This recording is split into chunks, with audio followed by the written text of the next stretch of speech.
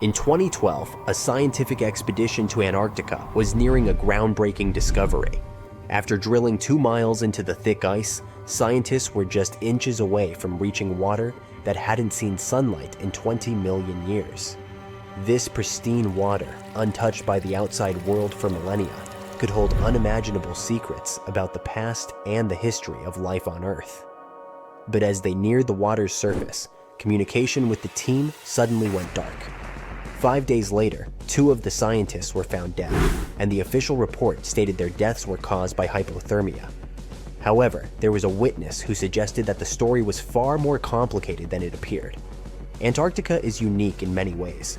It is not owned by any country, and the laws governing its land and research are controlled by the Antarctic Treaty, which heavily regulates access to the continent. Visitors are restricted to specific zones, and they are required to be accompanied by an approved escort to ensure they don't stray into areas that are off limits. While these regulations are presented as measures to protect the fragile environment of Antarctica, many insiders believe there is another, far more sinister reason for the strict control. Something dangerous and far-reaching lies buried beneath the ice.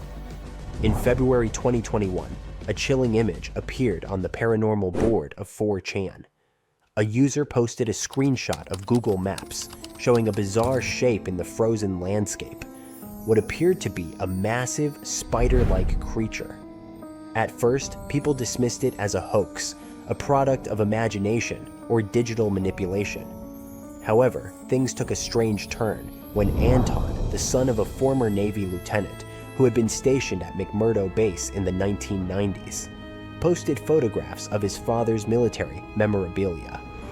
His father, Joe, had uncovered strange and disturbing occurrences in Antarctica, especially in a restricted zone to the east of McMurdo. Joe had attempted to inquire about the area, but he was met with resistance and told that the information was classified.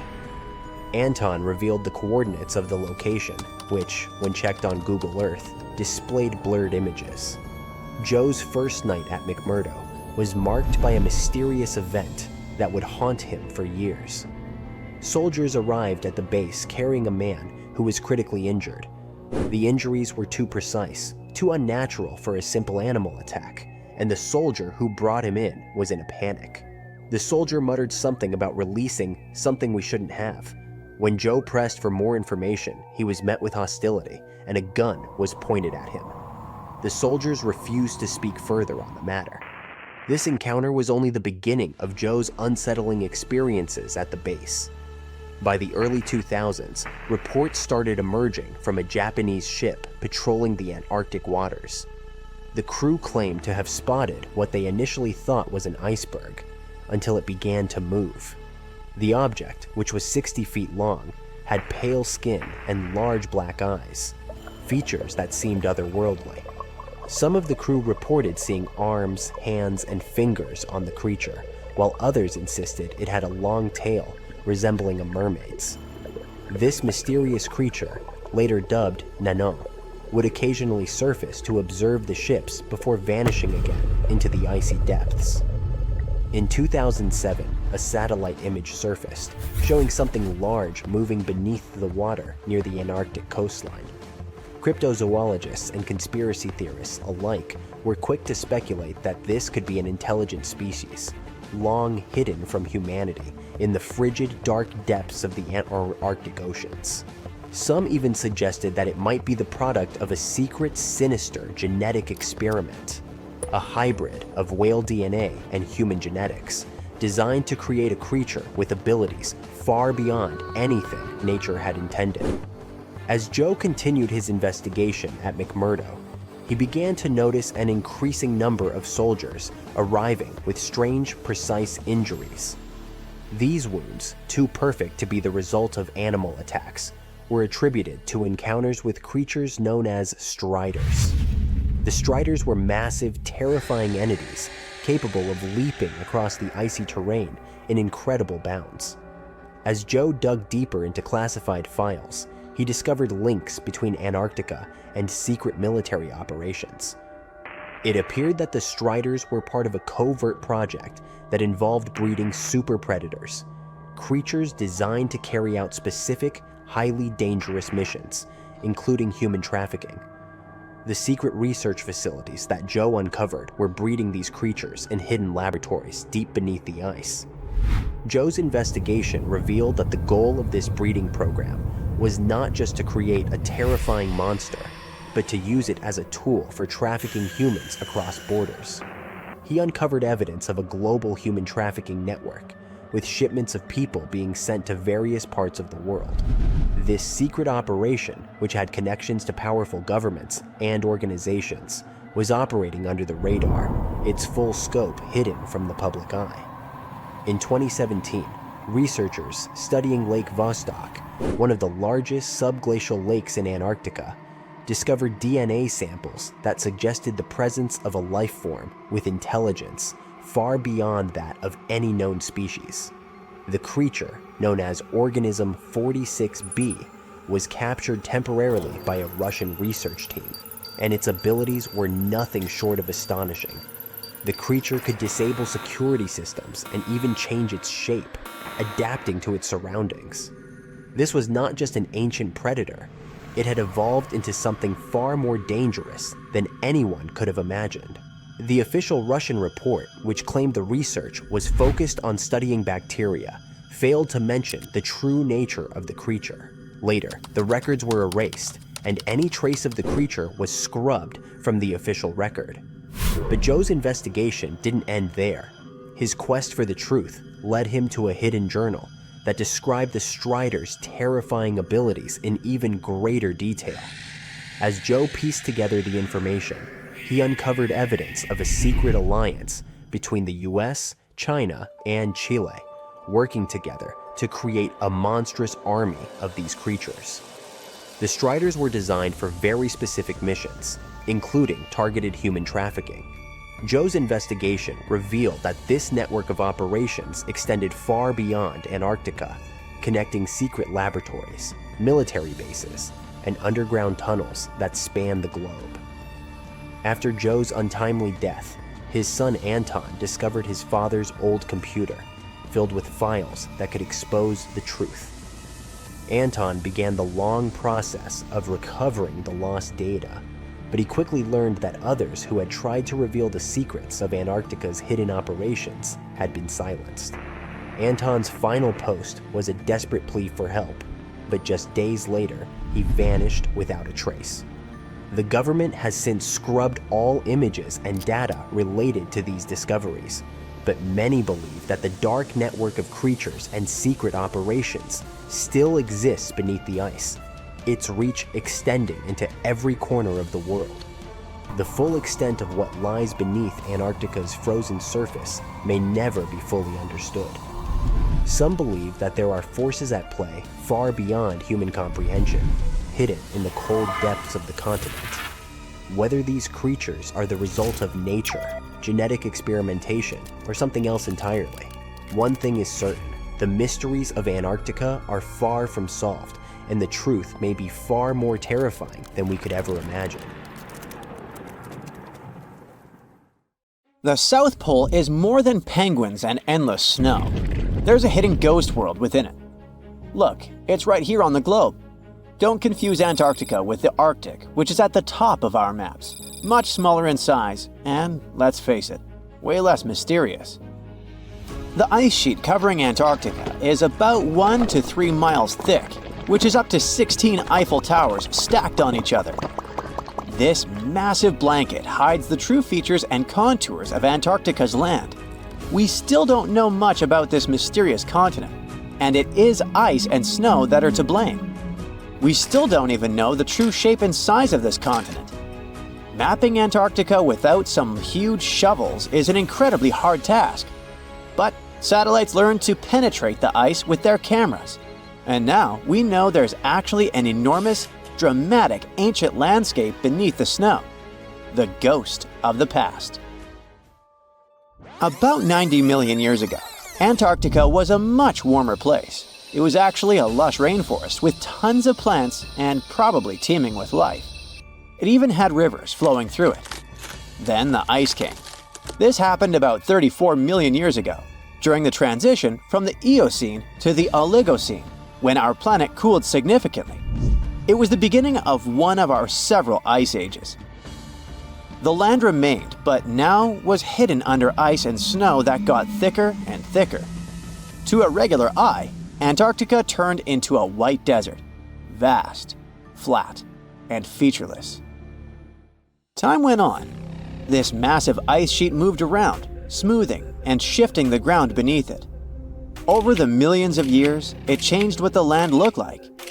Now, if we looked under the ice, it wouldn't hold any signs of the original South Pole, except for one place. In areas where the ice is especially thick and doesn't move much, like in East Antarctica, it has actually worked the other way around. It became like a super thick blanket that protects the land. Normally, things like wind or rain slowly wear away the ground over time, changing its shape. But since we have this protective ice blanket, it prevents these natural processes from reaching the stuff underneath. So, the ground stayed almost the same for millions of years, like it's been frozen in time. This special area near the Aurora and Schmidt subglacial basins has become the ghost of Antarctica's landscape. This place was barely touched even since it was first covered in snow 34 million years ago. This is a historical footprint, a place that can tell us what Antarctica's ground looked like before it became a freezing nightmare. As scientists peered under East Antarctica, they saw an amazing ghost.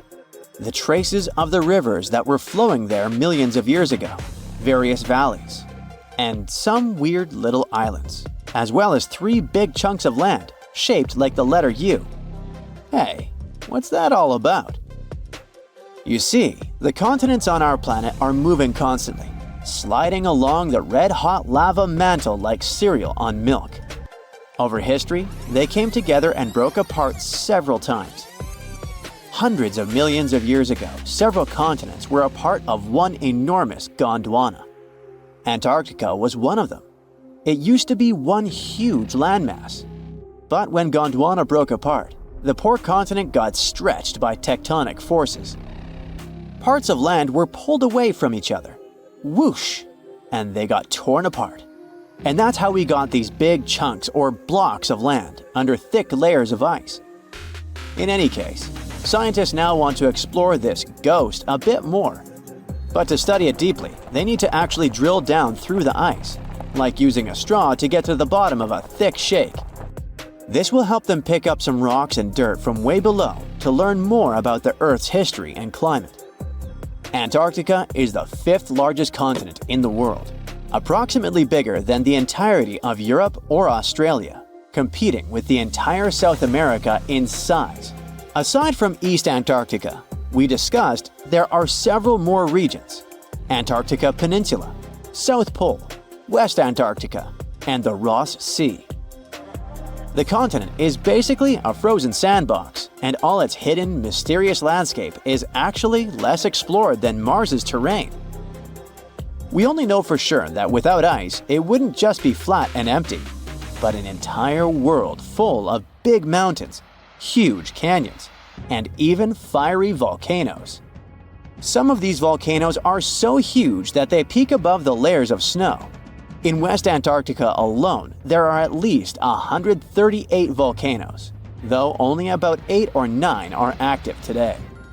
One of the craziest ones is Mount Erebus, the southernmost volcano and the tallest one on the continent, about 12,500 feet high. And deep beneath the ice sheet, this guy hosts incredible, beautiful subvolcanic caves. The temperatures there are warm enough for t-shirts. The Antarctic Peninsula, or Lesser Antarctica, looks like a bunch of mountainous islands deeply underground. It has newer volcanic rocks that are part of the Pacific Ring of Fire, which is like a giant circle of volcanoes and earthquake zones around the Pacific Ocean. The Greater Antarctica is a huge part, almost as big as Australia. It consists of East Antarctica and the South Pole. Beneath the ice, it's a place of rocks that have been around for a very, very long time, including the special zone we mentioned. You probably know that Antarctica is nearly devoid of humans. No wonder. with a mean temperature of about -46 degrees Fahrenheit. But even though this place is horrifyingly cold and deserted, life still clings on. You guessed it, in the underworld. In 2017, scientists found DNA traces of algae, moss, and even possibly unknown small animals in the deep caves.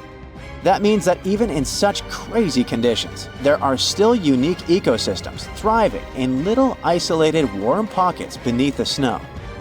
There was another incredible find beneath Antarctica's Ross Ice Shelf, a lively ecosystem vibing within an underground river. Scientists have long suspected that Antarctica's underworld should have some freshwater lakes and rivers. One day, a satellite spotted a groove there. They decided to explore it and used a hot water drill to melt their way through the ice. As they reached the underworld, they dropped a camera into one of those hidden fresh rivers. And at first, they thought they'd find just some rocks or something. But instead, they stumbled upon hundreds of amphipods, tiny shrimp-like creatures. Little ones instantly swarmed around the lens. Shrimps blocked the camera and scientists couldn't check out what they wanted to. Pretty funny, but at least that means that there really is an important ecosystem deep within Antarctica. Now, they're gonna explore it. And all this is just the beginning of the mysterious underworld.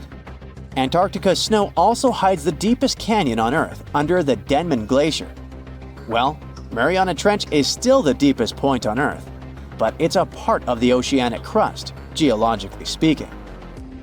Also, in 1958, explorers found a huge mountain range under the ice, as big and tall as the famous Alps Mountains. The range stretched for about 745 miles with peaks as high as 1.7 miles. And all this magnificence is buried under tons of ice. Who knows what else we might find there? Antarctica holds about 60% of our entire planet's fresh water, which means it would be pretty bad if it melted. For example, there's this Doomsday Glacier, officially known as Thwaites Glacier. It's a huge ice formation, about the size of Florida, and it's melting right now. Every year, the sea levels rise by 4% because of it. If this guy melts away completely, the sea levels all around the world will increase by 2 feet, which might not sound like a lot, but it would be catastrophic for coastal areas. Luckily, researchers have found that even if its ice shelf were to collapse in the next 50 years, the glacier itself wouldn't retreat as quickly as they feared. It's still losing ice rapidly, but it would be quite a slow process.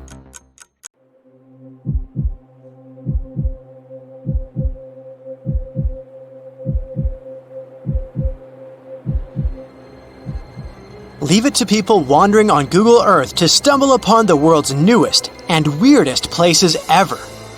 Like this mysterious pyramid discovered in Antarctica. Soon enough, the internet blew up with all sorts of theories regarding this unusual shape. Could it be a sign from a different life form? Is this pyramid indeed natural, or is it man-made? For starters, it's not the first time we've discovered a pyramid in the Antarctic. The first one was observed by the British Antarctic expedition in the 1910s and kept secret for a long time. Its discovery being kept hidden only added to the mystery. A second such structure was discovered in 2016, which further increased the interest in the matter. The mystery was soon enough deciphered by scientists. These formations are just mountains. They're located near the Ellsworth Mountains, a range over 250 miles long, so they're just mountain peaks that have broken through the ice sheet. As for their particular shape, it's just a coincidence. Pyramids are found throughout nature. The Matterhorn in the Alps and Mount Ballenstinder in Iceland, for example, are quite similar in terms of shape. As for the official name of these peaks, they're called nunataks, or peaks of rock peeking through a glacier or an ice sheet. Antarctica has way more incredible features, like the fact that it's home of 60 to 90% of the world's fresh water. That's because its ice sheet is the biggest on our planet, stretching across 5.4 million square miles. I'll spare you the calculations, but that leaves only 1% of the continent ice-free. Antarctica's ice reaches 2.7 miles thick at its deepest point, meaning half the height of Mount Everest. Should it ever melt completely, our sea levels would rise to roughly 200 feet. It wasn't always this cold though. At some point in our planet's history, Antarctica had some average temperatures as the city of Melbourne has today. It took a lot of research, but scientists figured out that Antarctica's temperatures could have reached up to 62.6 degrees Fahrenheit. Sure, that was 40 to 50 million years ago, but if you think about it, it was at the same time when dinosaurs roamed our Earth. Time is also different on this icy continent. All the lines of longitude that help us calculate different time zones merge into a single point at the South Pole. Here, there are 6 months of daylight in the summer, followed by 6 months of complete darkness during the colder season. So, scientists working here stay, on average, in the same time zone they've come from.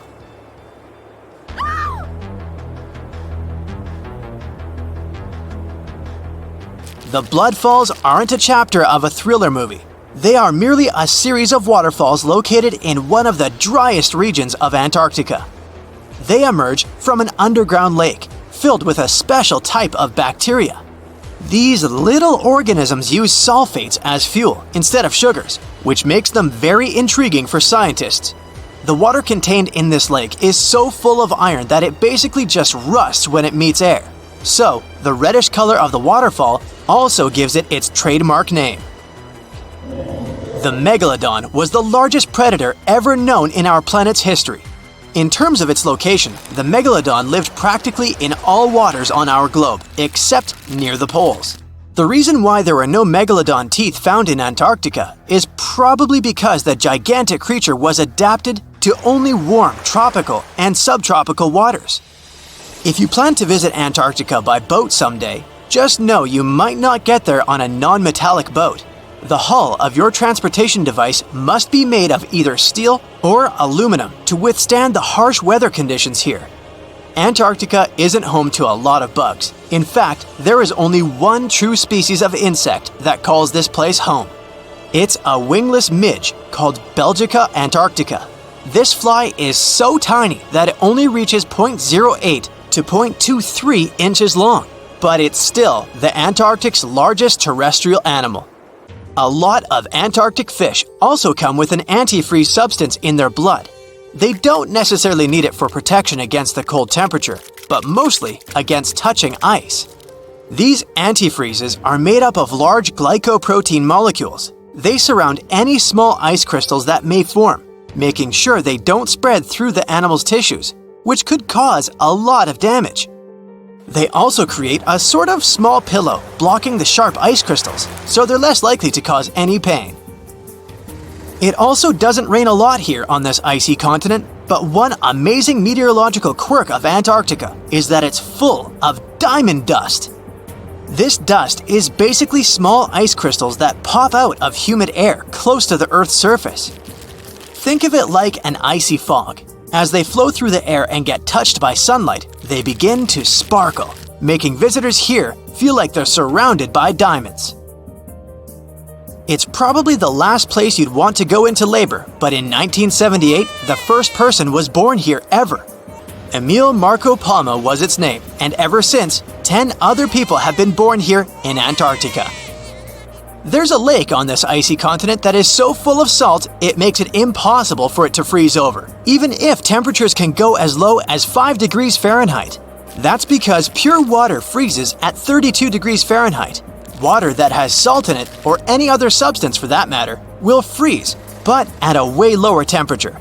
That lower temperature is adjustable depending on the substance itself and the amount that has been placed into the water. Antarctica was the last official continent to be discovered. It remained completely unseen until the 1820s. But it took another 20 years to confirm it was actually a continent and not just a group of icy islands. Just because it's really cold here doesn't mean you can't go on a date here. One December night, an American scientist that was posted in Antarctica logged into a dating app simply out of curiosity. He was certain no other profiles would show up, but to his surprise, he found someone soon enough. Another researcher who was stationed just 45 minutes away, by helicopter of course. They eventually got together and went on the first date in Antarctica ever recorded. Apart from ice, this continent has something else way more abundantly than any other piece of land on Earth: meteorites. If we look at the research done by scientists, meteorites have equal chances of reaching any place on our planet. However, once they go through our atmosphere, the situation is a bit more complex. That's because different climates on our planet, like the humid ones found near the jungle, have a lot of moisture and oxygen, which will corrode most meteorites. The climate in Antarctica is really dry, so the possibility of meteorites corroding is little to none. More so, it's way easier to spot these rocks on the icy white surface of this area than in any other place on Earth. If you're not scared of the cold, you'll surely freak out when you hear about the winds here. That's because Antarctica is for the most part the windiest place on Earth. Wind speeds have been reported here to reach even 200 miles per hour. Antarctica, a snowy world of about minus 46 degrees Fahrenheit, covered in ice for millions of years. But it wasn't always this way. Scientists just found something buried deep beneath the seafloor that shouldn't exist. Tiny golden droplets of amber. This means that Antarctica was once teeming with life and thick with trees. But something happened to it. Something that could reshape the way we see our own future. Antarctica has been a land of howling winds for millions of years. No tree can grow here today. But scientists who studied those lands decided to drill deep beneath the Antarctic surface. They went thousands of feet below the ice, pulling up ancient layers of sediment. And there, trapped in time, they found tiny pieces of golden amber. Amber is basically fossilized tree resin. It's found all over the world, often with perfectly preserved pieces of ancient life. Insects trapped mid-flight, pollen frozen in time. Entire tiny ecosystems can be locked inside golden droplets. In every continent, but not in Antarctica. Until now. They discovered tiny specks from 0.5 to 1 millimeter in size, smaller than a grain of sand, but with huge significance. This droplet had once oozed from the bark of a tree about 90 million years ago. What's even wilder, amber is only produced by certain types of trees, the ones that grow in humid, temperate rainforests and jungles. That's when the realization hit. Antarctica used to be a rainforest. Those tiny flecks of amber, clearly seen only under a microscope, tell us a vivid story of a living and breathing ecosystem. Around 90 million years ago, during the Cretaceous period, when dinosaurs ruled the Earth, Antarctica could have been covered in lush, swampy forests filled with towering conifers, ferns, and ancient plants. Some of the fragments showed signs of damage. That means the trees that produced them had been injured, perhaps by wildfires or parasites. Though despite that, and despite the fact it spent millions of years on the seafloor, this amber was almost perfectly preserved. Solid, transparent, and free of cracks. Normally, amber buried under extreme pressure and heat just crashes over time. But this piece, it survived. That means other pieces could survive as well, and we might find more of them on the ocean floor. But this wasn't the first sign that Antarctica had once been a different place entirely. It started in 2017. A team of scientists drilled deep into the seabed near Pine Island Glacier on Antarctica's west coast. They pulled up sediment cores, long cylindrical samples of Earth that had been buried for millions of years. And it was insane. Inside these layers they found fossilized roots, pollen, spores, traces of an ancient forest that had once thrived here. And that's exactly what they'd been studying ever since then. In order not to damage anything, they had to spend years of hard work, breaking down the sediment into thousands of tiny pieces and scanning them all under fluorescent microscopes. The same team also found another piece of the puzzle back in 2020. they found more sedimentary samples from the ocean floor that pointed to a land of dense trees, rivers, and wetlands.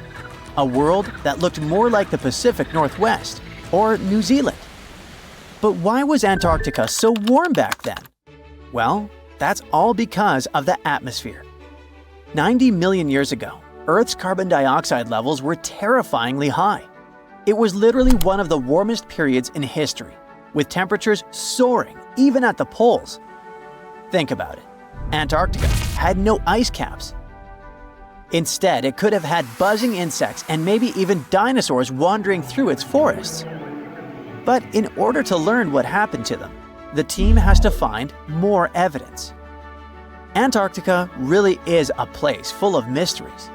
It's hard to study because it's covered in snow and ice so much that we don't even know its true shape and size.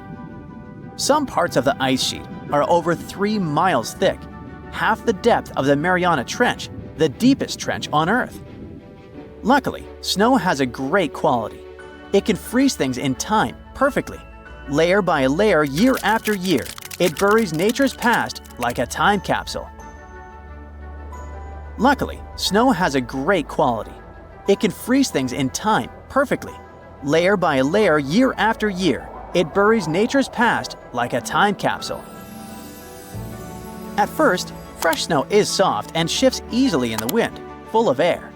But as more snow piles on top, it compresses, squeezing out the air pockets and hardening into dense ice.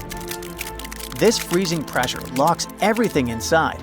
It traps ancient plants, animals, and even entire landscapes. And they literally get frozen in time, because the extreme cold slows down decay. It stops bacteria growth, preventing rot, and keeping things almost perfectly intact for thousands, sometimes even millions of years. That's exactly what's going on in Antarctica. Scientists have to literally scan it all the way down this snow in order to find what this place looked like millions of years ago. What they found is an entire lost world buried under miles of ice. It was beneath the thickest ice of East Antarctica, near the Aurora and Schmidt subglacial basins. The weight of the ice has been so immense for so long that it actually protected the land from erosion. Scientists call it the ghost of Antarctica's landscape, and it's nothing like the smooth, flat wasteland seen from above. They found rivers that once flowed freely, now frozen in place, valleys carved by water, even 3 massive, sharply peaked hills. But what are they? To understand that, we need to go even further back in time, to the era when Antarctica was still part of a lost supercontinent. Hundreds of millions of years ago, the land we now call Antarctica was part of Gondwana, an enormous supercontinent that included South America, Africa, India, Australia, and Antarctica all fused together. But as Earth's tectonic plates slowly drifted apart, Gondwana broke into pieces. Antarctica was ripped apart, its land stretched and fractured. The massive ice sheets that formed later covered these broken landmasses, preserving them like frozen fossils. As the ice shifted and melted over time, valleys formed, and ancient rivers likely carried water toward a coast that was hundreds of miles away from where it is now. But that's not the only thing Antarctica has hidden. If you stripped away the ice, you wouldn't see a smooth, empty continent. You'd see a super dramatic landscape, towering mountains, deep valleys, even fiery volcanoes. In West Antarctica, at least 138 volcanoes are buried under the ice. One of them, Mount Erebus, is still active. And inside, it has warm volcanic caves where you could walk in a t-shirt. Oh, and if it wasn't weird enough, Erebus is also spewing out gold. Yep, the actual tiny specks of gold from deep within the Earth. Scientists believe this happens because magma, the superheated semi-molten rock beneath the Earth's surface, carries liquid gold with it as it rises. Every single day, Erebus releases about 0.2 pounds of it. That's worth around $6,000 per day. In a year, that adds up to 64 pounds, or more than $2 million, floating into the sky. Unfortunately, before we grab shovels, we gotta remember that those are just microscopic particles. They're often smaller than 60 micrometers, thinner than a human hair. Not even mentioning that they're scattered around up to 620 miles away from the volcano itself. Finding them is nearly impossible. But that just shows that even in such a harsh place that looks just like a white desert, there are still many fascinating mysteries to discover. For example, somehow, life still clings there. In 2017, scientists drilled deep beneath the ice of the Ross Ice Shelf looking for water. But they found something fantastic instead. A river hidden beneath 1,640 feet of ice, running through the dark. And inside it, hundreds of tiny shrimp-like creatures. They swarmed around the camera, blocking the lens, welcoming the scientists. In deep caves beneath the ice, DNA evidence has also shown traces of moss, algae, and possibly even unknown tiny animals. So, turns out, even in one of the harshest places on Earth, life finds a way. And who knows what else we'll discover in the South Pole?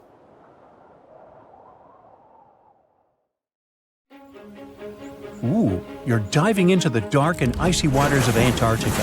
The airy blue darkness is enveloping you, reminiscent of the vast expanse of open space. In these depths, where you least expect to encounter any living creature, you suddenly hear a loud, strange sound.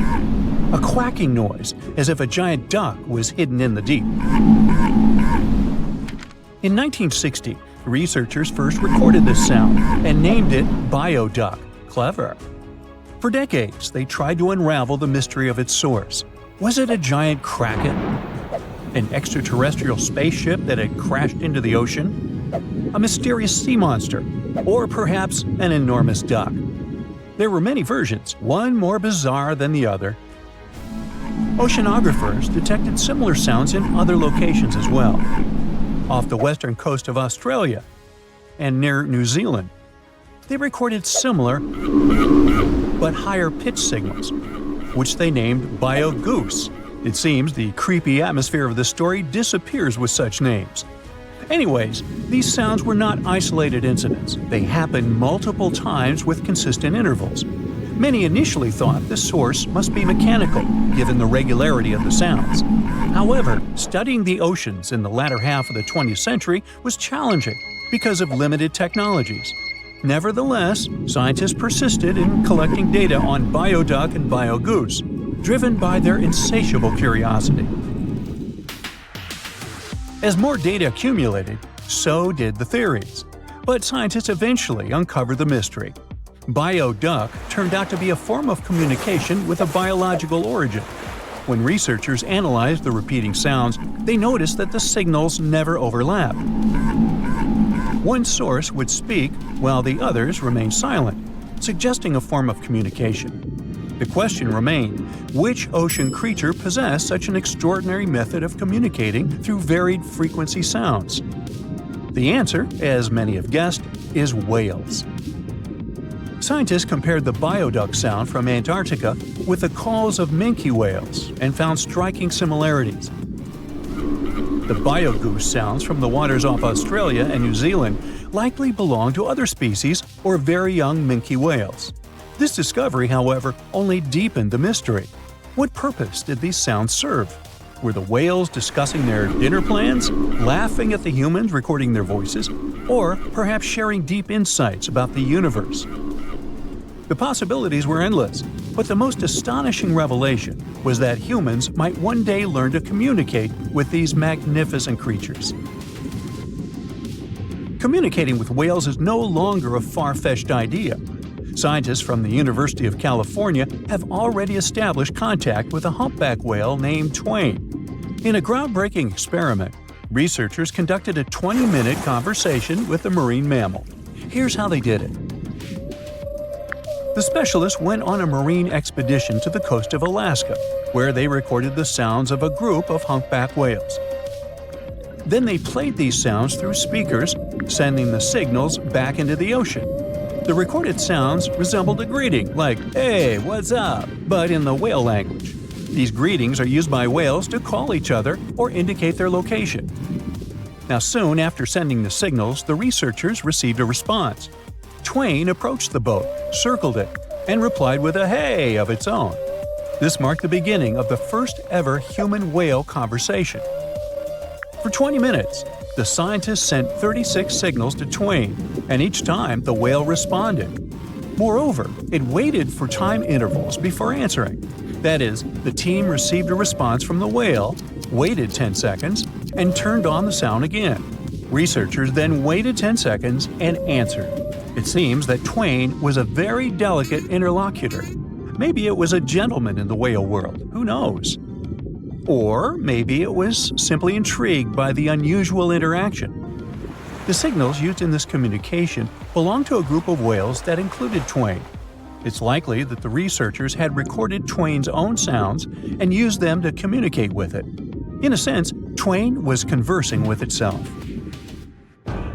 Now let's continue our journey and venture into the deepest oceanic trench on Earth, the Mariana Trench.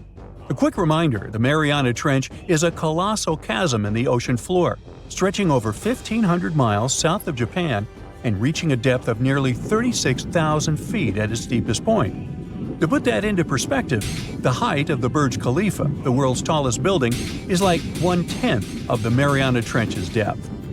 Now imagine this. In this deep, dark abyss, scientists recorded a strange sound.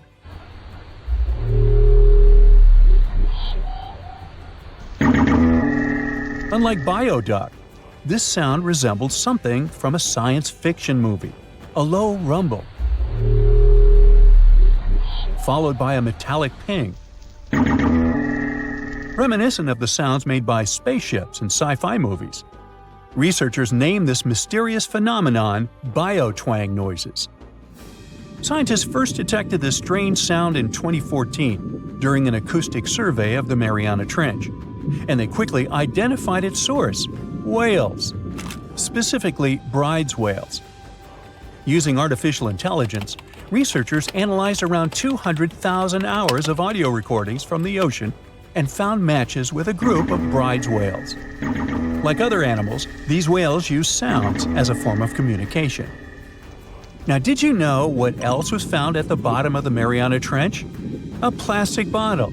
It's unlikely it was done by a kraken or a whale or some type of monster. Everything is simpler here. The bottle ended up there because of a human. But that's a topic for another video. Okay, let's deal with one more sound. No whales this time, just a mysterious sound in the loneliest place on Earth. This place is called Point Nemo, and that's why it's so lonely. Located in the South Pacific Ocean, Point Nemo is the most remote spot from any land. The nearest island is 1,450 nautical miles away. It's about the same long distance from land in all other directions. Moreover, here, there's almost no marine life, since few water currents reach this spot, and therefore few nutrients are supplied. In a sense, it's a water desert. And so, in 1997, oceanographers recorded a very strange and frightening sound coming from the depths in the area of Point Nemo.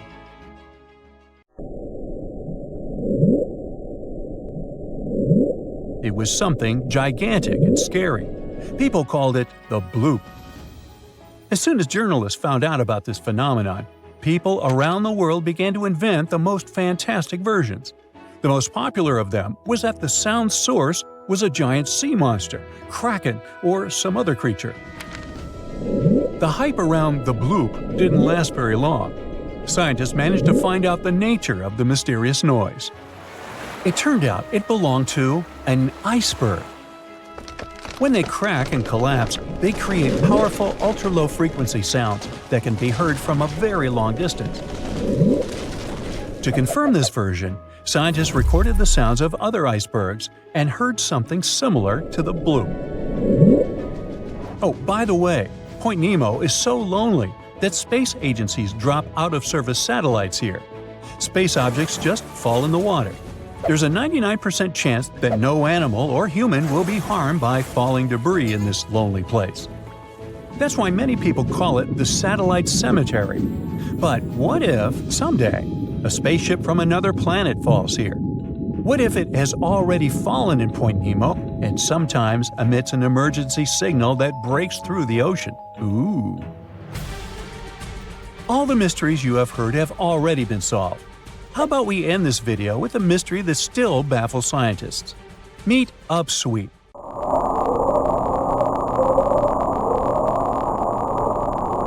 One of the most mysterious sounds ever recorded in the ocean. It's not just noise, it's a series of short ascending tones repeated at intervals of several seconds. It was first discovered in 1991 using hydrophones installed in the Pacific Ocean. At first, oceanographers suggested that upsweep could be associated with volcanic activity or underwater earthquakes. But the seasonal nature of the sound and its intensity change depending on the time of year, which rules out these versions. People began to consider hypotheses related to the biological life of the ocean. They studied the migration routes of marine animals and their behavior at different times of the year. However, despite all efforts, the sound source has not been identified. Some studies suggest that upsweep may be associated with certain species of fish or other marine animals that make sounds for communication or navigation, but no one has been able to prove it. This sleek, state-of-the-art submarine named Ran was sent to explore the depths of Antarctica. But as soon as it discovered something, it mysteriously disappeared. So, what happened? It all started when scientists wanted to explore one of the most remote and mysterious places on Earth, the Dodson Ice Shelf in West Antarctica. This ice shelf, silent giant, stretches 30 miles wide. That's almost the length of New York City. It stands between two icy promontories, the Martin and Bear Peninsulas, and it hides an entire world of geological mysteries. If you think that Antarctica is nothing but a desert of super thick snow and ice, you're wrong. There are entire landscapes hidden deep down there. The underside of the Dodson Ice Shelf is a rugged, dynamic terrain shaped by the slow, relentless forces of nature. There are towering ice formations, deep troughs, and bizarre structures stretching for hundreds of feet.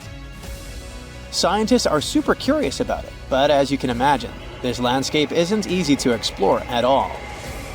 To find out more, we have to scan the area with satellites or try drilling through the snow, trying to collect the big picture, piece by piece. But these methods only gave us vague hints. The real breakthrough happened when scientists came up with the idea to let the submarines explore it. Autonomous submersibles could swoop deep into the icy waters beneath the Dodson Ice Shelf and tell us what's up down there. These robotic explorers have fantastic advanced sonar systems. It's that thing that bats or dolphins do. They can use sound to see the world. Basically, they send out sound waves underwater, and when those waves hit something like the ice shelf above or the seafloor below, they bounce back to the system. Animals feel how long it took for the sound waves to return and how they changed. And this helped them understand what's located where. For example, clicks that dolphins send out tell them where the fish are. We copied this crazy evolutionary trick and adapted it to our underwater exploration.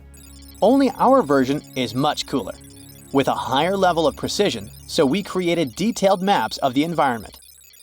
The Ran submarine was one of those robotic explorers. It was named after the Norse deity of the sea. Ran had been meticulously programmed to navigate a treacherous landscape of Antarctica. But even with all this training, its journey led to an unexpected and eerie end. In 2019, Ran was sent to explore the depths beneath the Dodson Ice Shelf. It was a hero, the first one to go on a mission like this. The team said it was like seeing the other side of the moon. For 27 straight days, it worked tirelessly. It traveled over 620 miles beneath the thick ice. That's like a journey from Paris to Berlin. Ran went further and deeper than anyone could have imagined. At one point, it reached over 10 miles into the glacier's belly, and what it discovered down there was astonishing. Scientists thought there would be some smooth, uniform ice surfaces, but RAND revealed an underside marked by huge cracks, ridges. There were formations that looked like sand dunes, frozen in time. And finally, it found some mysterious swirling and teardrop-shaped patterns. They all looked more like art than geology. This actually tells the story of ice shelves and the ocean around it. Warm water sneaks in under the ice and melts it from below. Sometimes it smooths the ice out, but other times it carves out these weird, uneven shapes that look like patterns and drawings. And some of these shapes are huge, over 1,300 feet long. That's about 3.5 football fields. The reason why they look like swirling doodles is because the Earth spins. It makes the water turn in special ways, bending the shapes and drawing these spirals. It's called the Coriolis effect. Imagine you were on a merry-go-round and tried to throw something like a ball. It would go in a curve, not a straight line. Same thing happens with the water on Earth. Later, scientists found similar patterns in other Antarctic ice shelves, though they weren't as epic as the ones under Dodson. But RAND also discovered something horrifying. Turns out that these warm waters, aside from being great artists, are also a huge danger.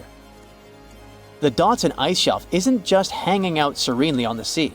It's part of a very delicate system and acts as a protective barrier that holds back huge glaciers in West Antarctica.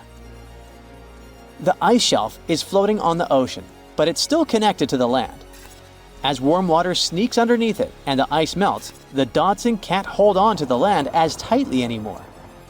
The protective barrier starts to weaken, and this lets the glaciers behind it move faster into the ocean. When those glaciers flow into the sea, they add more water, which could cause sea levels to rise, eventually changing our coastlines. RAND stumbled upon huge pockets where the ice was melting at alarming rates, all due to powerful underwater currents.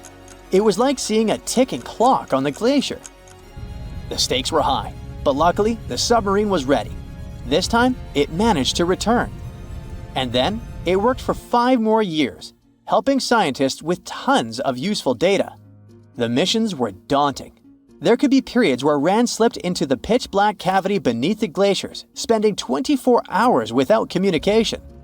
But it was mapping every peak and every valley. It gained experience from over 40 missions below ice. Then, in early 2024, RAND went on a mission to the Thwaites Glacier. The mission was bold from the start. This place is also ominously referred to as the Doomsday Glacier. It's called that because it's slowly melting and has the potential to raise sea levels worldwide if it collapses, causing catastrophes everywhere. That's why RAND was dispatched to explore its underbelly, a place that had never been mapped so intricately before. The idea was to uncover the glacier's secrets, study how rapidly it was melting, and why. This was RAND's second time exploring Thwaites. During the previous visit, it became the first sub to ever map the glacier's underside. RAND was exploring the depths from 650 feet to 1,650 feet. It sent a lot of data about how the Doomsday Glacier was slowly melting due to warm ocean currents. But while venturing into these icy depths, something went wrong.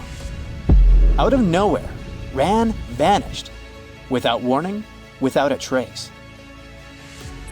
One moment it was sending back crucial data, and the next, it had slipped into the abyss. No distress signals, no final transmission, and it didn't return to the point it was supposed to. People sent extensive searches, helicopters soared overhead, drones buzzed through the frozen skies, but no sign of the submersible emerged from the glacier's grasp. After a while, RAND's batteries would certainly run away. So at this point, it had definitely been swallowed by the abyss beneath 1,500 feet of ice. That was a huge and sad loss for the scientific team. The scientists at the University of Gothenburg are now looking to replace RAND and continue their important research under Thwaites. To this day, scientists have no idea what happened to it. Some say it may have been trapped in the ice. Others believe it was pulled away by an unseen current. It also might have collided with something unexpected. Whatever the truth is, its disappearance has left scientists stunned and it looks like the ice shelf will hold on to its secrets a little longer. At least we gained a treasure trove of knowledge from Rand's journey. Scientists keep exploring Antarctica, looking for history that hides under the snow. For example, they discovered that around 90 million years ago, a lush temperate rainforest thrived near the South Pole. They revealed an ancient world far warmer than they ever imagined. Deep in Antarctica, they unearthed fossilized roots, pollen, and spores preserved in the soil. All this shows that there was a swampy rainforest that flourished despite months of polar darkness. All these discoveries changed our understanding of Earth's climate, both in the past and the future. Do you know that NASA explores not only stars, planets, galaxies, or black holes? Hard to believe, but yes. The agency also works on discoveries here on our home planet Earth. So what has NASA recently discovered? Is there life under the ice? While they were analyzing data recently, they discovered something unbelievable hiding under Antarctica's ice. And this discovery not only changes everything we know about the whole water system of the Earth, but it may also help with research about life in space. Humankind's existence might depend on understanding Antarctica and its secrets.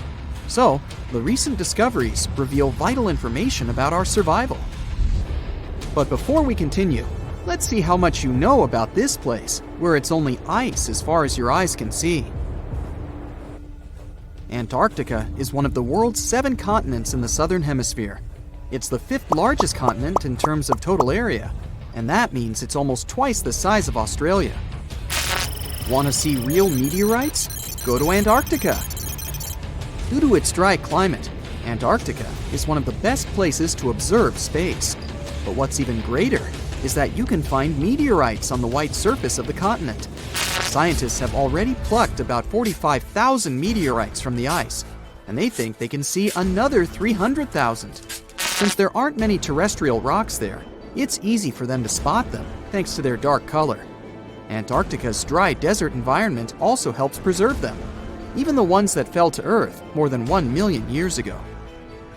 And can you imagine any volcanic activity in Antarctica? It's hard. But this place is where fire meets the ice. West Antarctica is where most volcanic activity occurs.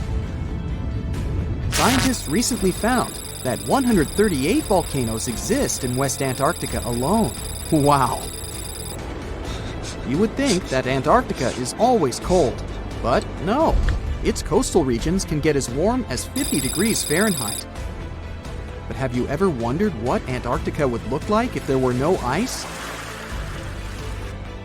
It may seem unimaginable now, but it was not always covered by ice.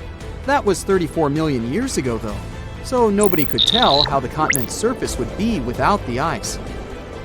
But NASA changed that.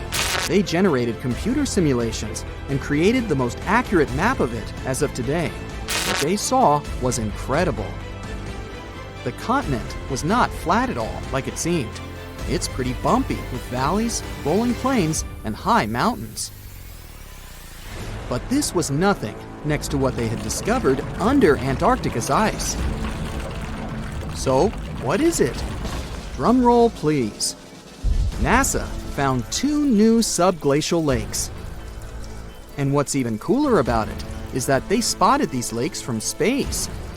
How is that? If your answer is high-tech satellites, then you're right.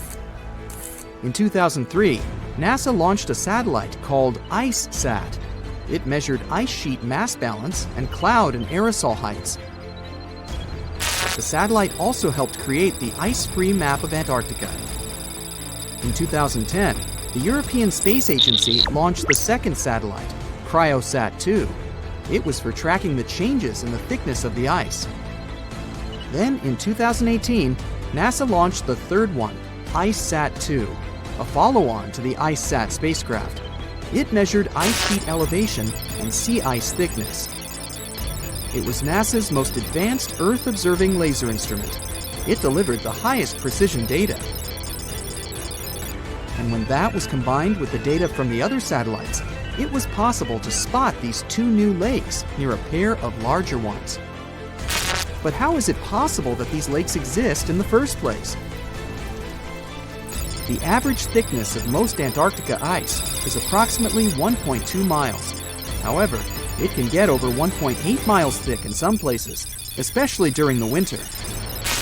So, you might think that there's nothing under there, but science says otherwise. It's not quite possible to see it with your bare eyes, but the continent's ice is slowly but constantly flowing in different directions under the force of its weight. But scientists could not figure out how water moved for many years. That started to change in 2007, when data gathered from the IceSat provided insight into what hides beneath the surface. They first discovered an entire network of meltwater lakes connected under Antarctica's fast-flowing ice streams, and there were hundreds of them. Scripps Institution of Oceanography glaciologist Helen Amanda Fricker figured that the elevation changes measured by IceSat happened because of the dynamics of these lakes. They did not hold meltwater statically. Instead, they were filling and draining continuously over time through a system of waterways. And as they did that, the ice above rose and fell. But where do they drain? The ocean, of course, and it drains a lot. A recent study, co-authored by Fricker, found that the drainage of one lake flushed as much as 198 billion gallons into the ocean in only 3 days. Countless mysteries about how nature works are still waiting to be solved. But finding the 2 new lakes will give scientists a better picture of how fast the Antarctic ice sheet will change as the climate gets warmer, and how this will affect global ocean currents and sea level rise. The filling and draining cycle of the lakes also caused the ice sheet to suffer cracks and crevices. So, the information they find from these new lakes will also give them a better understanding of the damage on the surface of the ice. They will also be able to assess how this filling and draining system influences the speed at which ice slips into the oceans and seas. And that means they can evaluate how the added fresh water may alter marine ecosystems.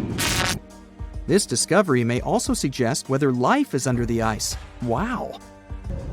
Scientists drilled through about 3,504 feet of ice and found that water samples taken from one of the lakes contained approximately 10,000 bacterial cells per milliliter.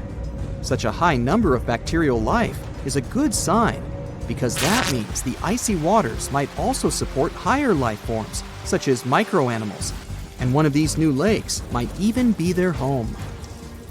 But the most exciting thing is that the new lakes might help them understand whether life on other planets is possible.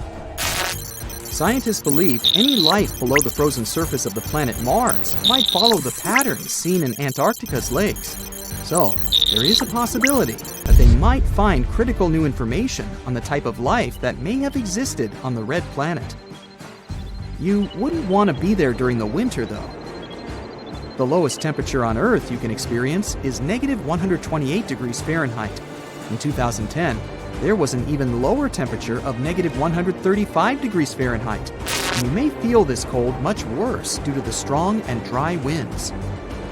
Did you know that the size of the ice surface on Antarctica also changes throughout the year? It's about 1.2 million square miles during the summer, but when it's winter, it grows to 7.3 million square miles. Yet, despite the change, it remains the largest piece of ice on Earth. Sorry, Arctic, you lose. Do you know these cute little penguins?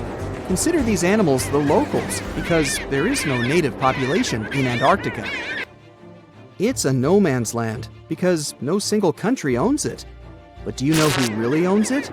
5 different species of penguins, seals, and killer whales. Ha. Despite the continent's harsh conditions, you can visit it as a tourist for fishing and research purposes. Around 5,000 people reside on the continent during summer at research stations. But when winter comes, the number naturally drops down to 1,000. Antarctica's ice blanket makes up 70% of the world's freshwater reserves. Imagine what would happen if it melted. The global sea levels would be raised by almost 200 feet. Look at those lush coniferous forests and tundra. What a wonderland. You may have mistakenly thought it's Canada, but it's not. It's Antarctica, about 34 million years ago. So what makes Antarctica this frigid today?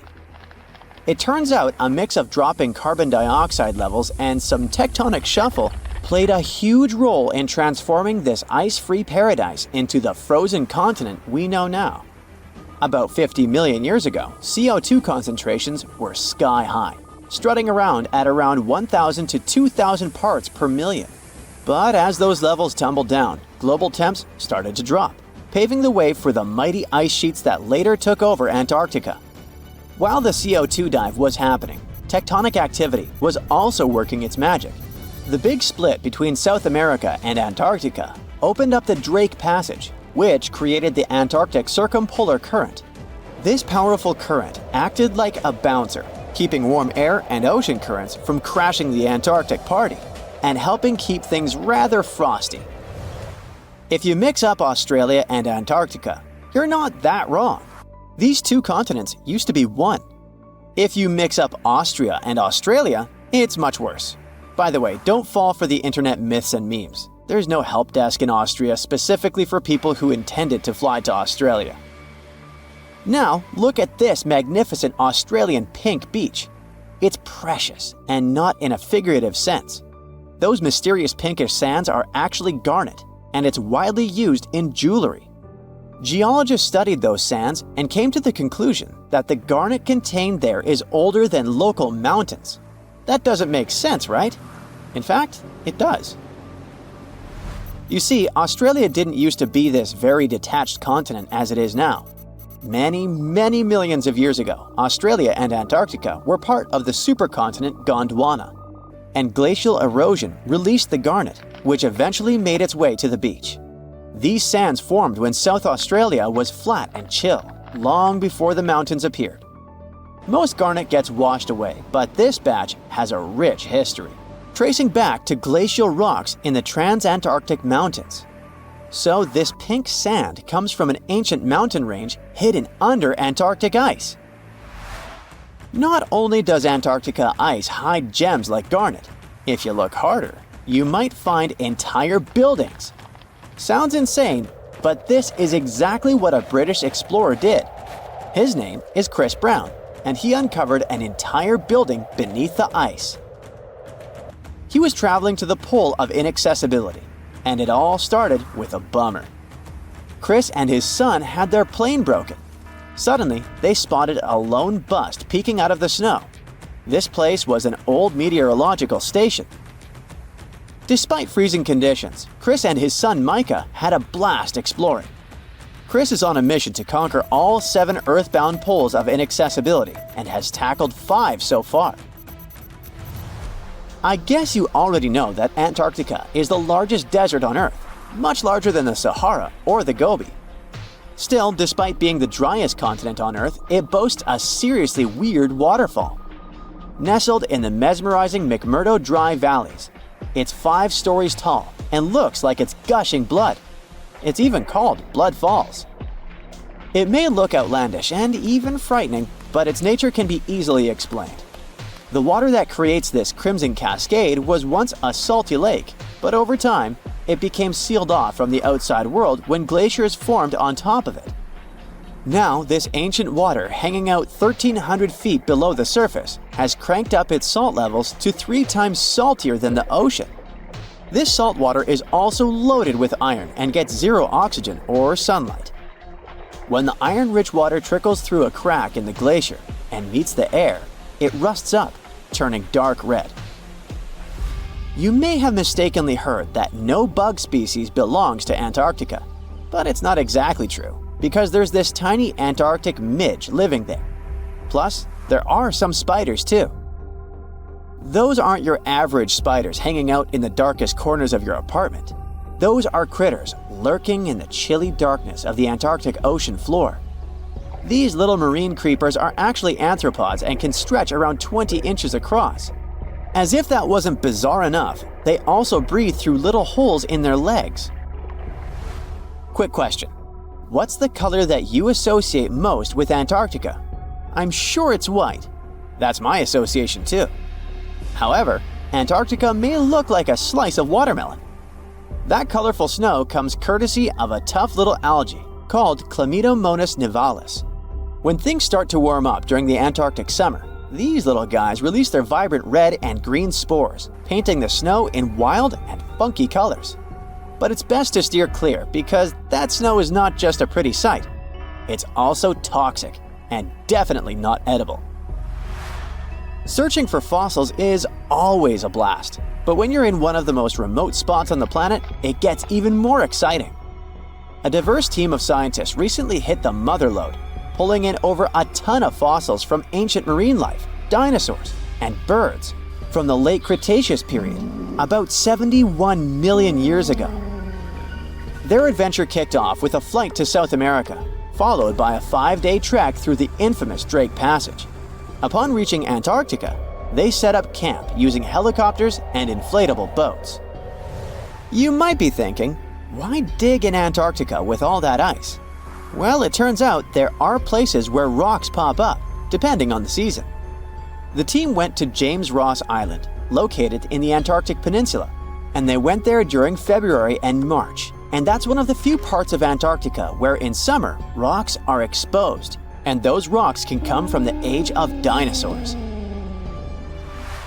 The expedition was a success, as they discovered over a ton of remarkable finds. Next up, the fossils will head to Chile before making their way to Pittsburgh's Carnegie Museum of Natural History. Among their discoveries, they found relics dating back about 71 million years, alongside some around 67 million years old, including plenty of snails, clams, and various marine creatures. Yikes! Look at this creepy sea worm. It could live in LA and be a star in a horror movie, but it chooses to call the chilly waters of the Southern Ocean near Antarctica its home. These worms can grow up to 8 inches long and 4 inches wide, but don't let their spooky exterior trick you. Research suggests they might actually be superheroes in disguise, playing a vital role in keeping ecosystems buzzing. Now, see that head? It's not really a head, it's just a retractable throat that helps this toothy creature chow down on its meals. Antarctica has many creepy critters to offer. Let me introduce you to the Antarctic strawberry feather star. It's not like Patrick from SpongeBob though. It's more like a deep-sea creature straight out of a horror movie. Picture this, 20 wiggly arms, some stretching up to 8 inches, all decked out with these bizarre little bumps. Yikes indeed.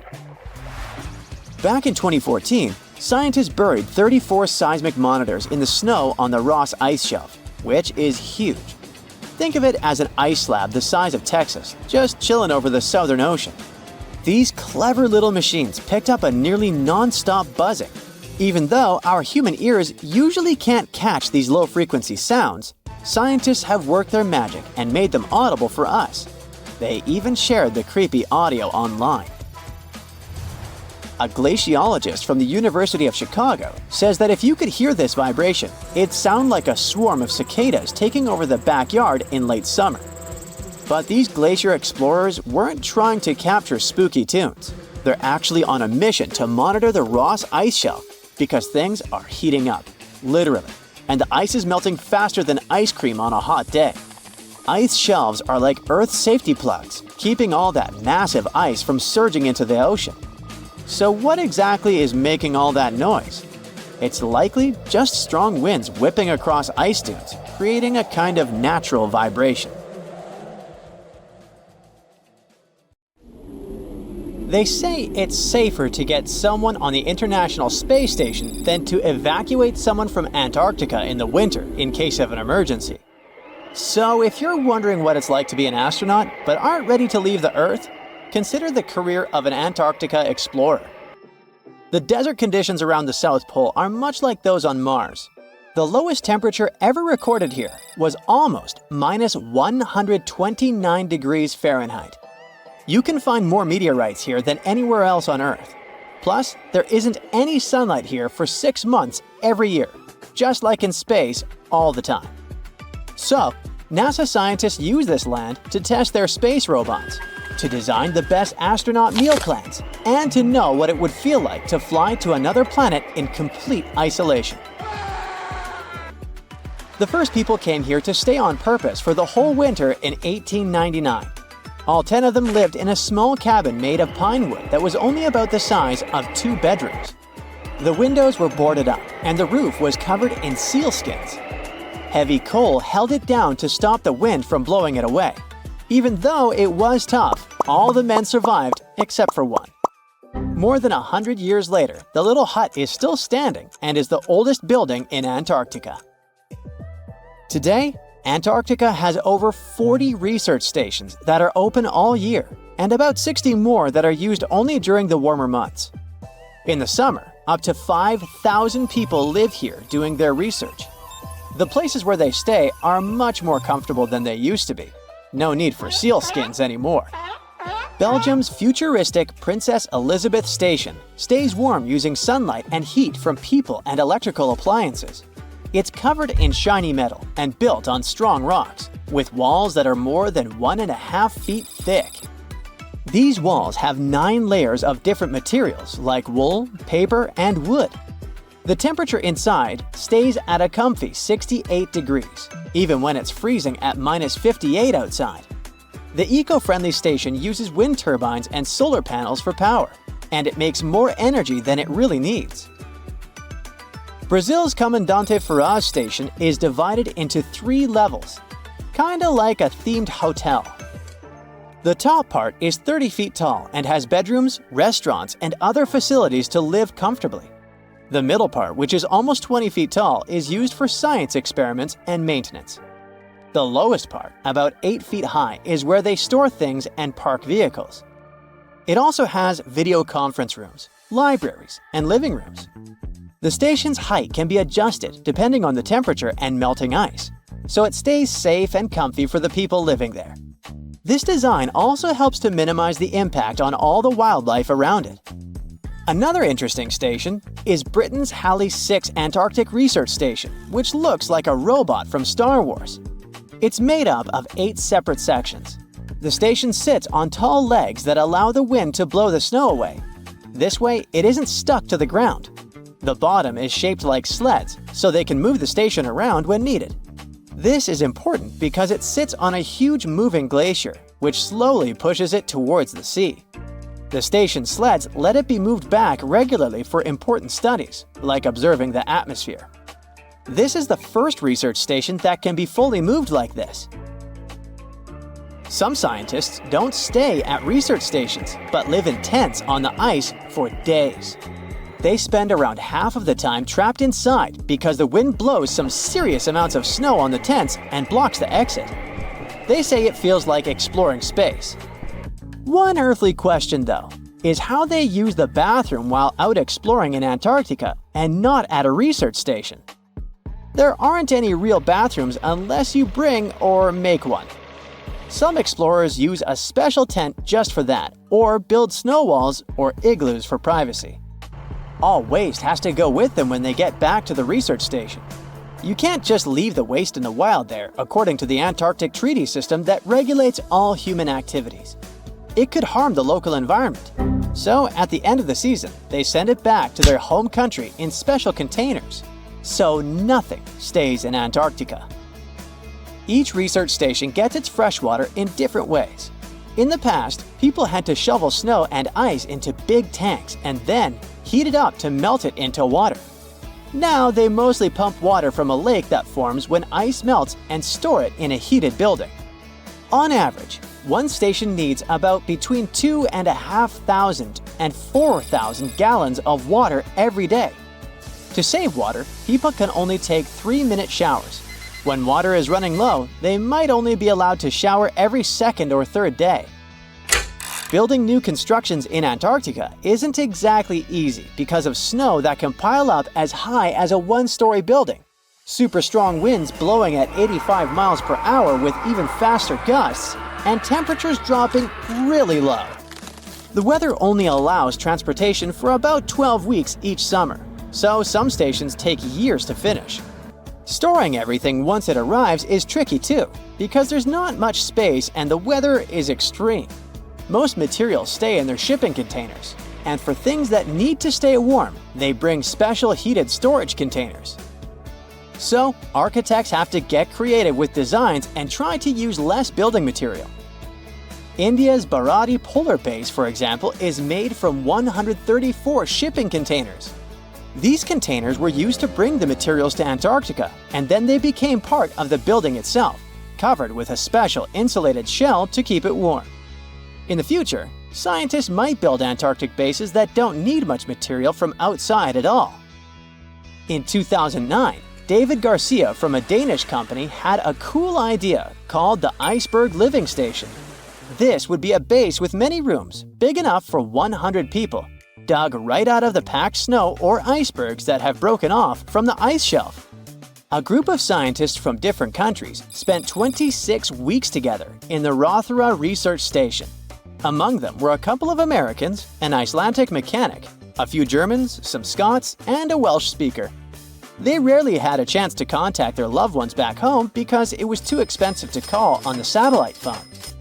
With just each other for company and not many things to do for fun, they talked a lot, during work, breaks, and while playing pool. They discussed everything, mostly weather, like the wild weather and icebergs. They all used English for communication. Over time, their accents started to change. They didn't notice it at first, but they were part of an experiment where they recorded their voices regularly. They would say the same 29 basic words, like food and coffee. When the recordings were sent to a team in Germany, they found that some of the words were pronounced differently.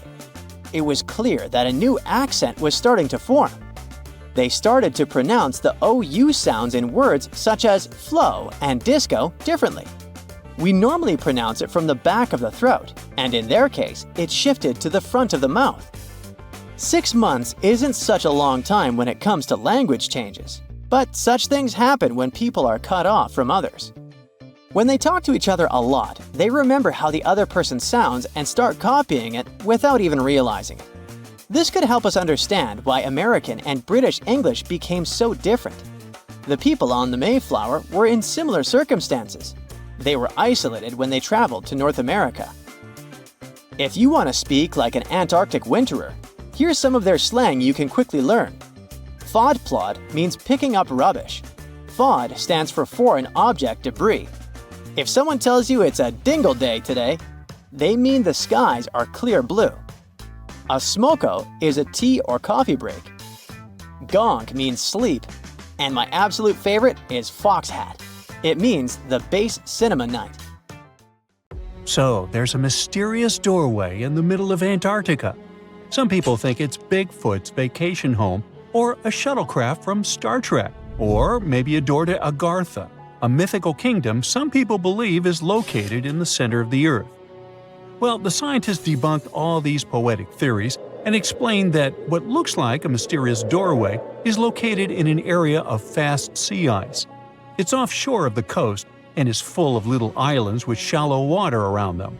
When ice flows around hard rocks hidden underneath, it can create patterns that look odd but are totally normal. In this spot, the ice is thin, so the rocks underneath have a big effect on how the ice moves. The cold winds in Antarctica also shape the ice and snow and make it look like they're lines and shapes. So, the mysterious doorway is just a rocky ridge poking out because the ice has melted a little. The top of the doorway is the tip of the rock, and the sides are snowy trails left by strong winds blowing in the same direction. It's essentially an iceberg that got stranded and is melting in one place. One YouTuber found another out-of-place mysterious object more than 150 miles off the shore of Antarctica, a 400-foot-long ice ship. The internet went wild with theories like that the ship must have ended up there right from the Bermuda Triangle. But there was no scientific proof that it was a ship and not just a large chunk of ice. And once some other internet users revisited the place, they noticed the ice melted in the summer and the hypothetical ship was gone. Another mysterious Google Maps find in Antarctica was a pyramid. And before you make up an exciting theory about how the ancient Egyptians built a secret base here, I have to tell you it turned out to be just a mountain. It's part of the tallest mountain range in Antarctica that stretches for almost 250 miles. It's not the first pyramid on this continent, as explorers from the British Antarctic expedition found another unusually shaped mountain and nicknamed it the Pyramid. But this one didn't even have a pyramid shape. Here's one Antarctic find that definitely won't disappoint you: a giant ice shelf that reminded scientists of the Grand Canyon.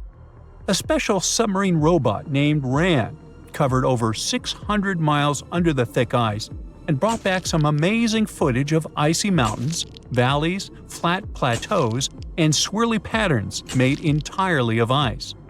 One of the strangest things RAN found was giant bowl-shaped holes, or scoops, in the ice. Sadly, scientists lost track of the robot. They think that curious Wendell seals may have accidentally bumped into RAN and caused it to get stuck. To save energy, RAN probably shut itself down, and the scientists couldn't find it again. But the team is hoping to build a new robot and continue exploring this icy canyon to see how the patterns under the ice might change over the years.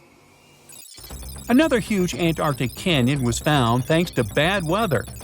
A team of sound experts had to pause their work at the Casey Research Station in a storm. Instead of waiting around, they decided to use the unexpected free time to map the seafloor near Adams Glacier. And that's how they found a canyon that is almost 7,000 feet deep, almost 30,000 feet wide, and stretches over 28 miles away from the glacier. During the mapping, they discovered just part of the canyon before they had to go back to the research station. But when bad weather came in again, the ship went back and mapped more of the canyon. They were working in waves up to 13 feet high and super powerful winds, but they managed to get about 15 hours of data to complete their map. On the way back to Australia, they stopped one last time, and now they've got a full picture of the canyon. Studying it is helping scientists learn more about the history of glaciers and the interaction between the Antarctic ice sheet and the ocean. Now, there's a frozen lake in Antarctica called Lake Enigma. For a long time, people thought the lake was completely frozen solid.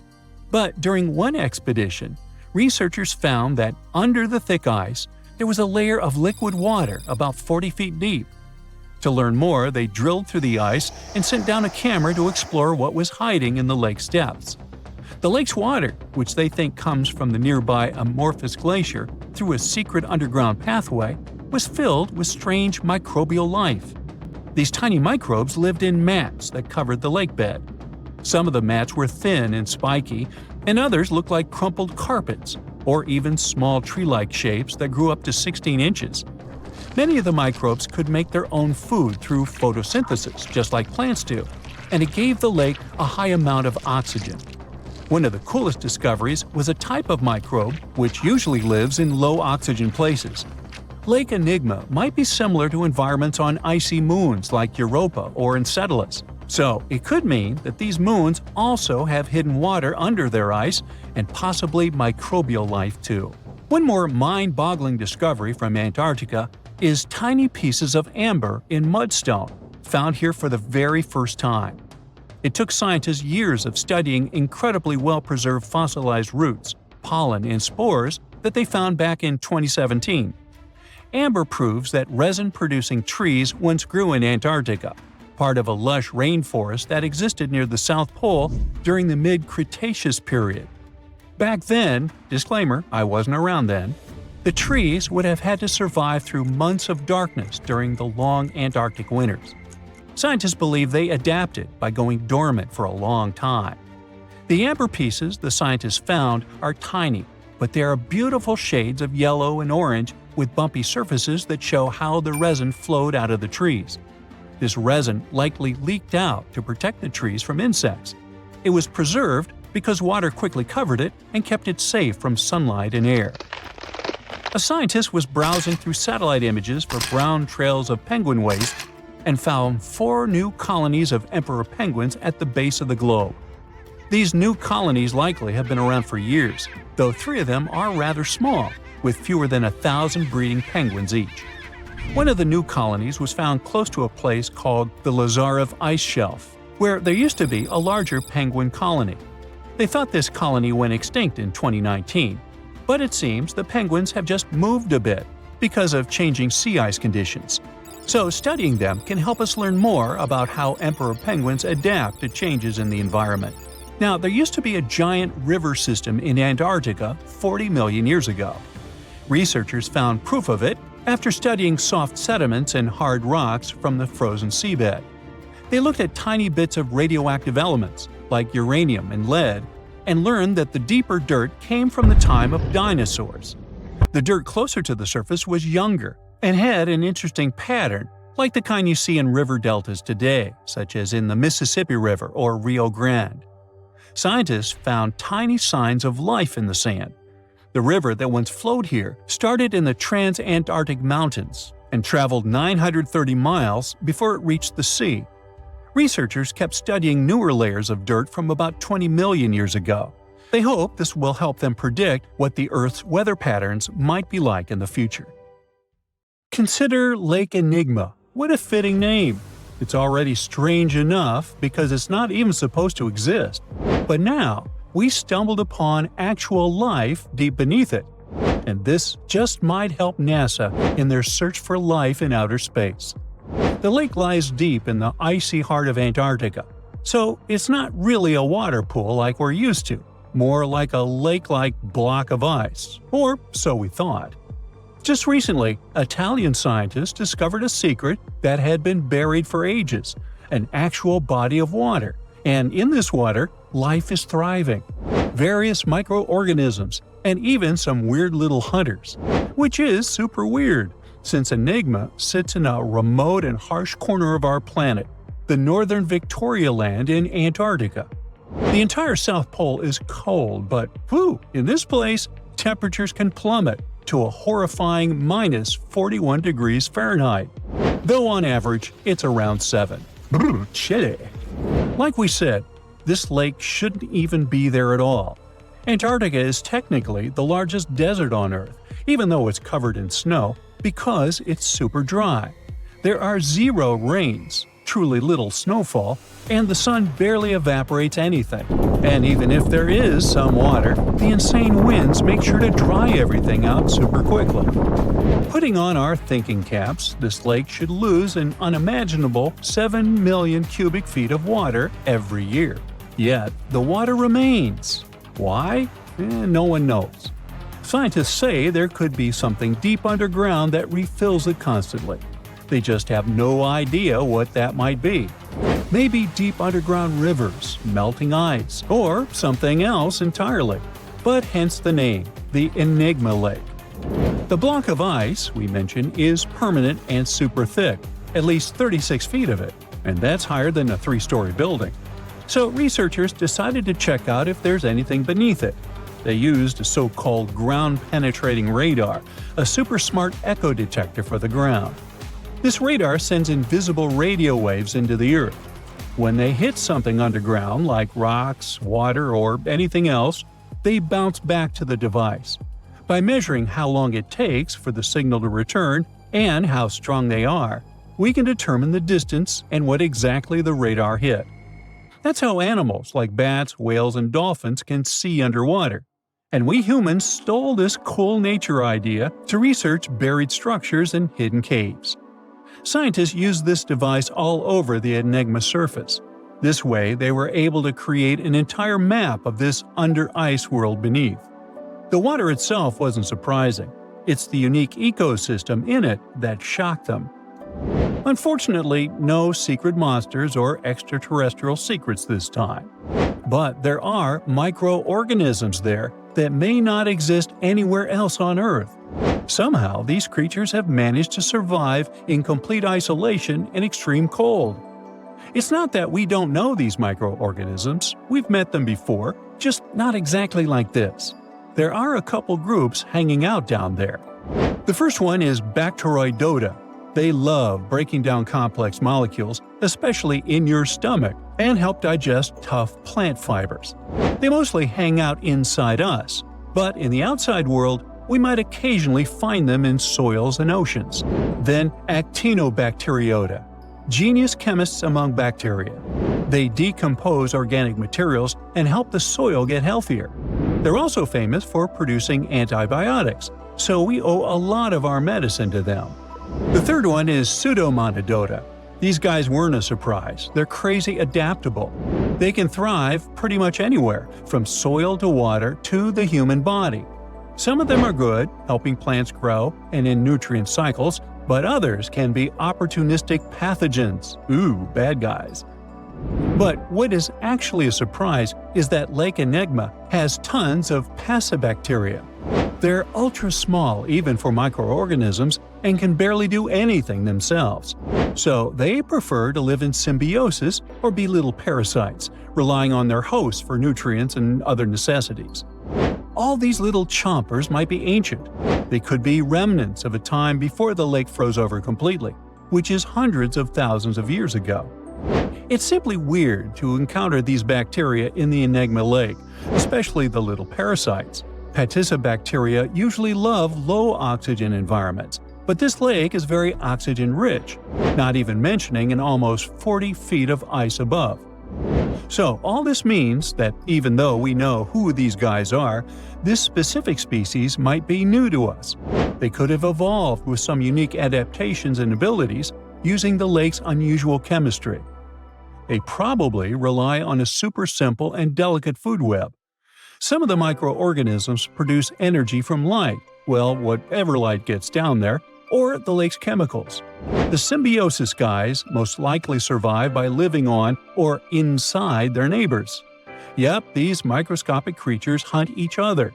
Nope, things can't be peaceful even in a place like that.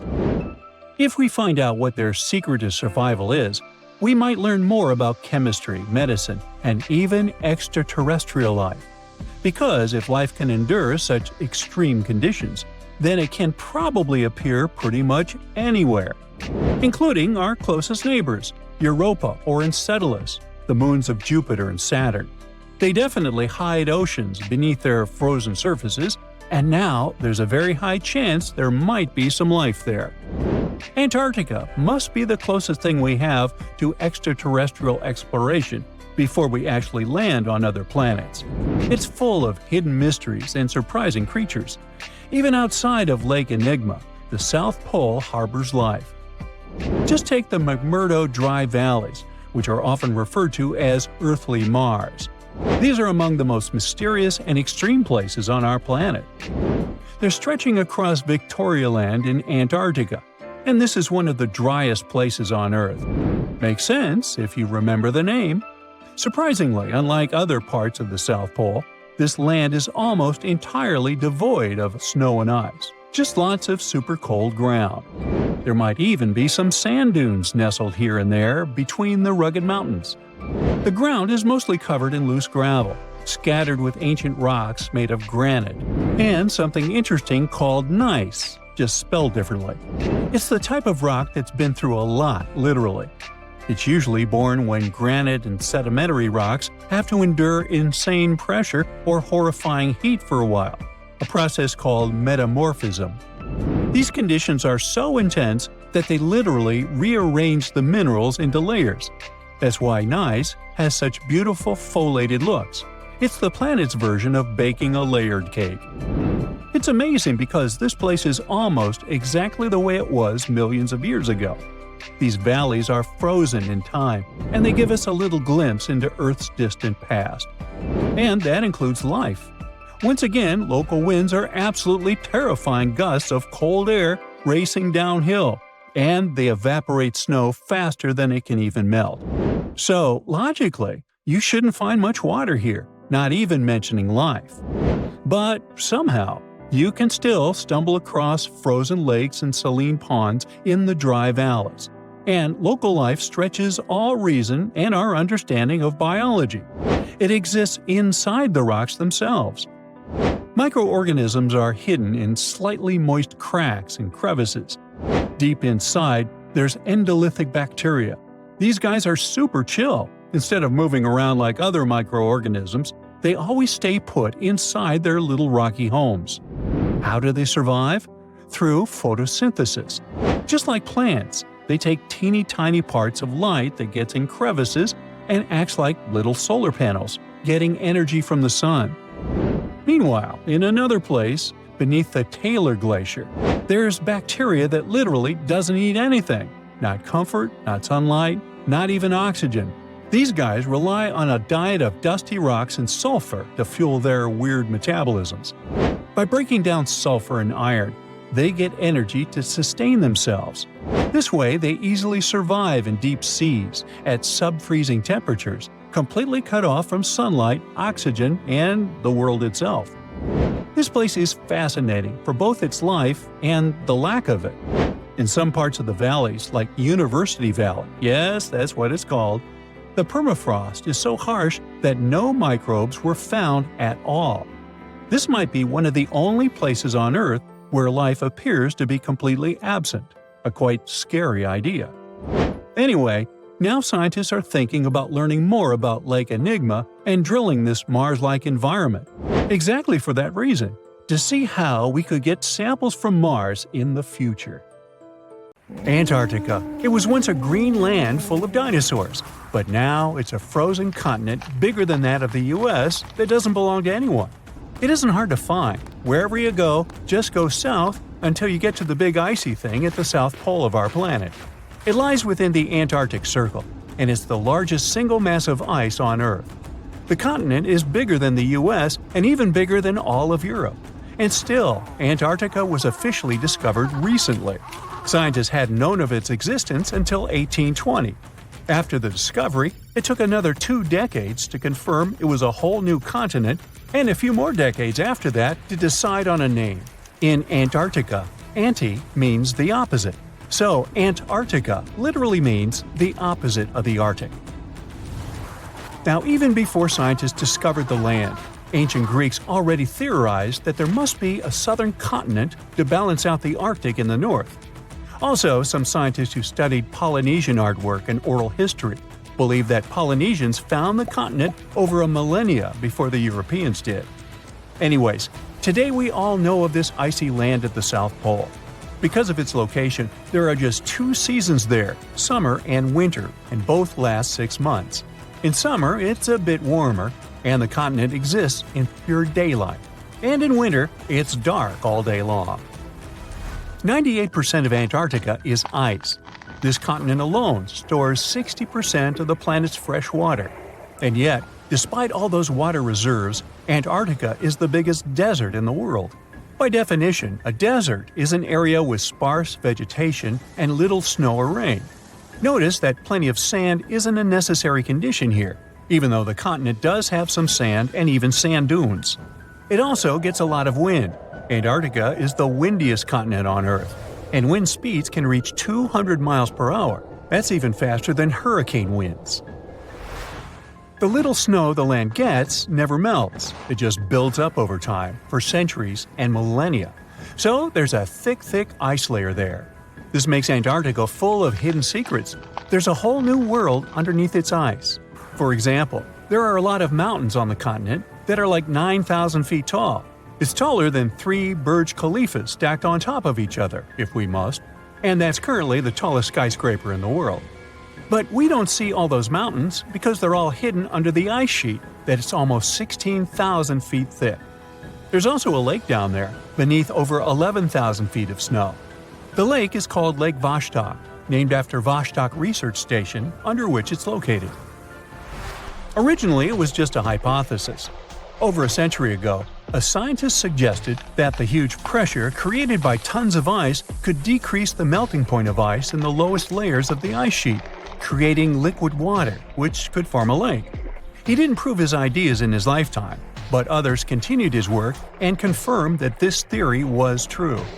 There's also a canyon in Antarctica, hidden underneath huge masses of snow too. It's deeper than the Grand Canyon we have in Arizona. There is a mountain range that divides the continent into 2 parts, East Antarctica and West Antarctica. The western part of the continent is experiencing higher temperatures and is starting to melt.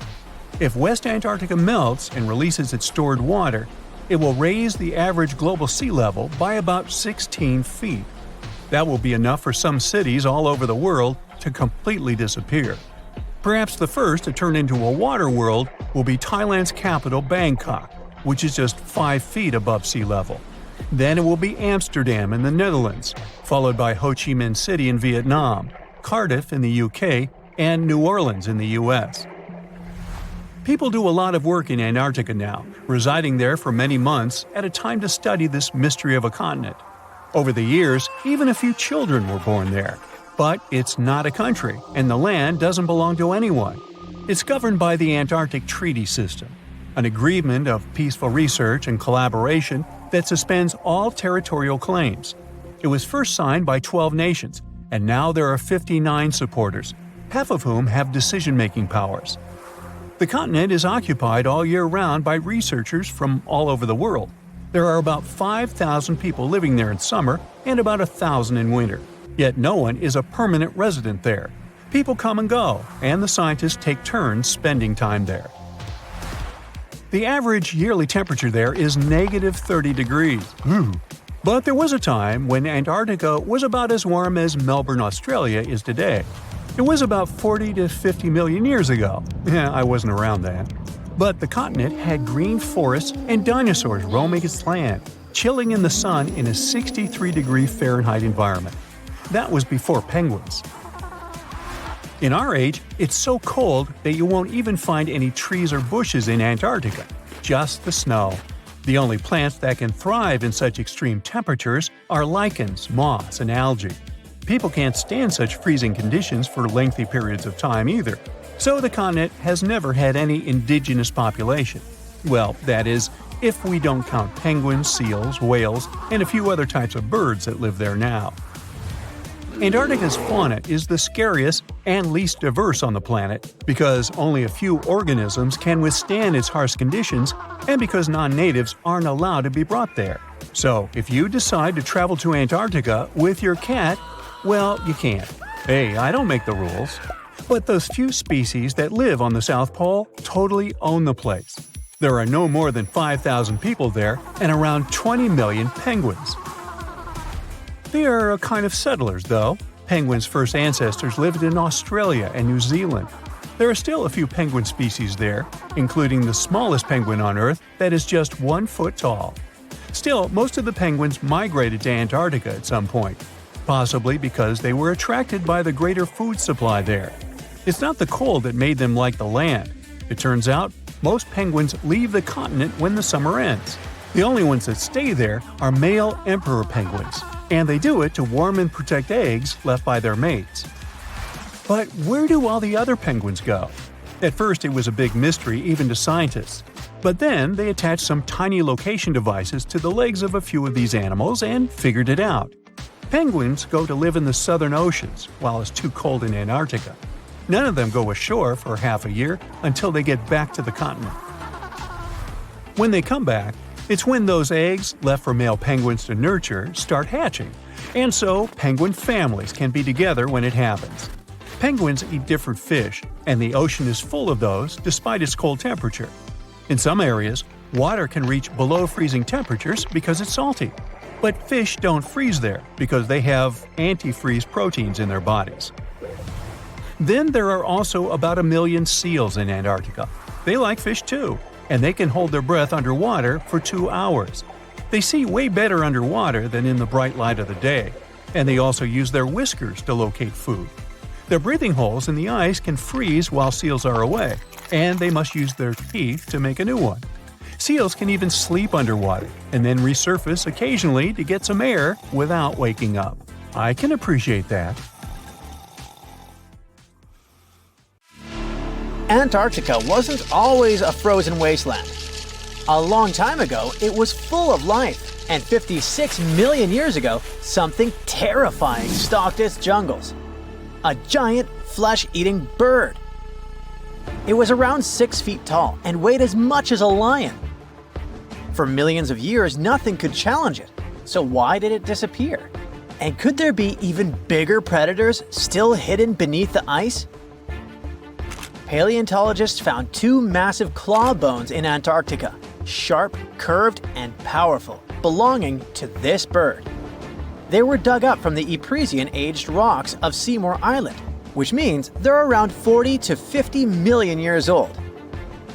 Their shape left no doubt. These were the so-called terror birds. Their scientific name is Forus raceti. some of the most fearsome predators to ever walk the earth. They were flightless and didn't even need wings.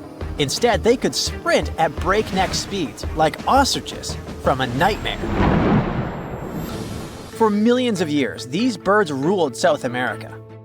But now, for the first time, their presence has been confirmed in Antarctica. No surprise here. Back then, South America and Antarctica were still connected, allowing animals to easily commute between continents. So these birds probably migrated south to adapt to life on Antarctica's prehistoric landmass. It didn't just survive here, it thrived. But at some point, this nightmare of an animal vanished. Why? Most likely because of the temperature changes. Antarctica was cooling, slowly turning into the frozen wasteland we know today. Its prey may have declined, leaving the predator without enough food. Eventually, it disappeared, leaving no descendants behind. Researchers hope that they'll find a complete skeleton eventually. They're also wondering where there might be even bigger species waiting to be discovered. Perhaps these birds evolved into a completely new Antarctic lineage. But for now, all we have are two giant, creepy claws. People often think that there are almost no animals or plants in Antarctica. But that's not true at all. Penguins waddle around, and forget the cute tiny ones. Antarctica used to have 6-foot-tall monsters. The emperor penguins are the largest penguin species alive today. They can dive over 1,800 feet deep and hold their breath for over 20 minutes. There were giant ancient penguins around 38 million years ago. They were the size of humans. Fossils show they had long, sharp beaks, making them terrifying hunters of fish and squid. The fish there are also absolutely fascinating. Forget giant squids. Colossal squids are nightmares even bigger. Some reach over 40 feet long with massive, super sharp beaks and eyes the size of dinner plates. Finally, orcas, the apex predators of the Antarctic Ocean. They hunt in packs, working together like a wolf pack of the sea to take down seals, fish, and even massive whales. There are even tiny plants like moss and algae, Antarctic hairgrass, and pearlwort. They somehow survive against all odds. There are many other myths going on about Antarctica. For example, some people think that when icebergs break off from glaciers, they immediately start drifting straight into the open ocean until they melt. But the reality is way more chaotic. First, when an iceberg breaks off from a glacier or ice shelf, it has to deal with underwater obstacles. It can stay stuck on the seafloor for decades without moving. Then they get caught in powerful whirlpools and spin in place for months. One iceberg, a 23A, spent nearly 40 years frozen in place before finally breaking free, only to get caught in a swirling ocean vortex for another 8 months. After that, their paths are influenced by ocean currents, tides, winds, and even underwater topography. They don't just float freely. Their movements are full of literal, unexpected twists.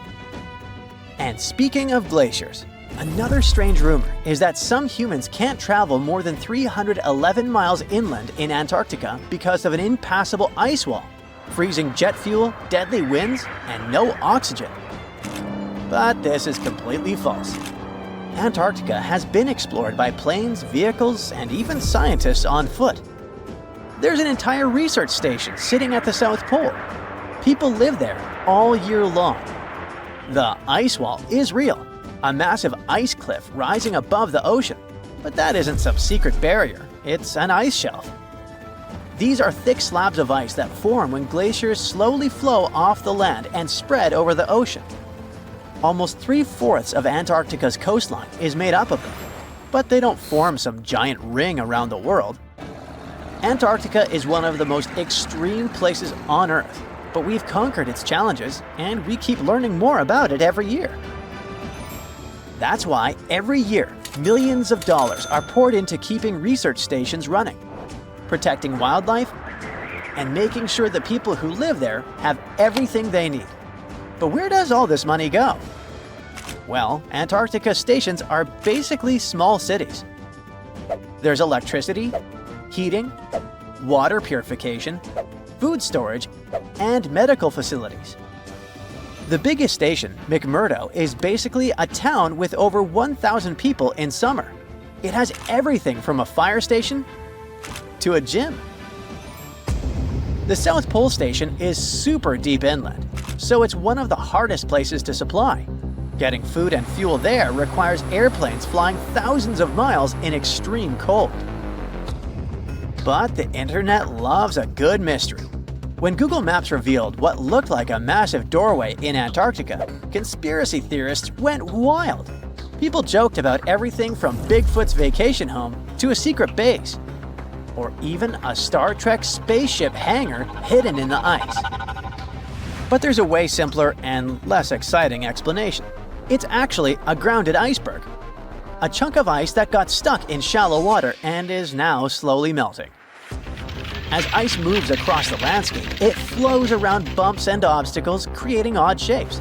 The process of melting, breaking apart, and refreezing can carve ice into unexpected forms. Antarctica also has incredibly strong downward-blowing winds that sculpt ice into dramatic formations over time. No secret doorway, unfortunately.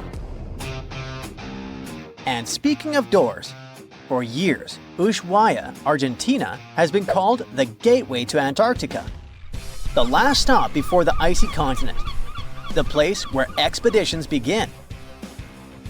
But there's another option. Punta Arenas, Chile. Let's compare them. Ushuaia is closer to Antarctica. It's the top departure point for tourists going on cruises. But no regular flights to Antarctica. No major scientific bases operating from here. It's basically controlled by the military, which refuses to allow private flights, only commercially operated ships. Yes, Punta Arenas is further from Antarctica, but 22 countries and global organizations use it as their main base. There are regular flights to Antarctica happening there every year. Private airlines can actually operate here, making it the real air connection to Antarctica.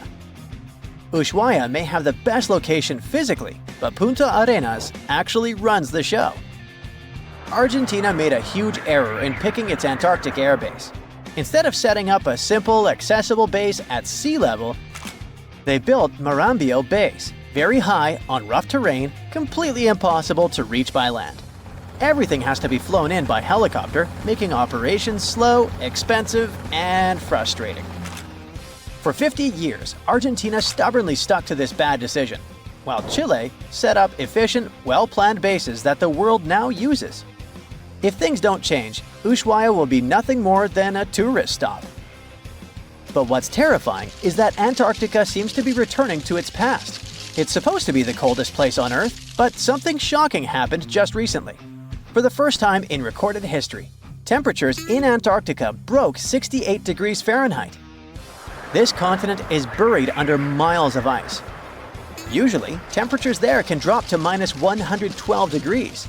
But in the winter of 2020, scientists recorded an insane 69 degrees on Seymour Island, hotter than many places in Europe at that time.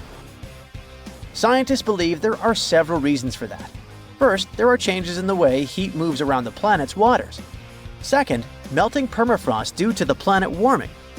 It looks like the climate is changing faster than expected.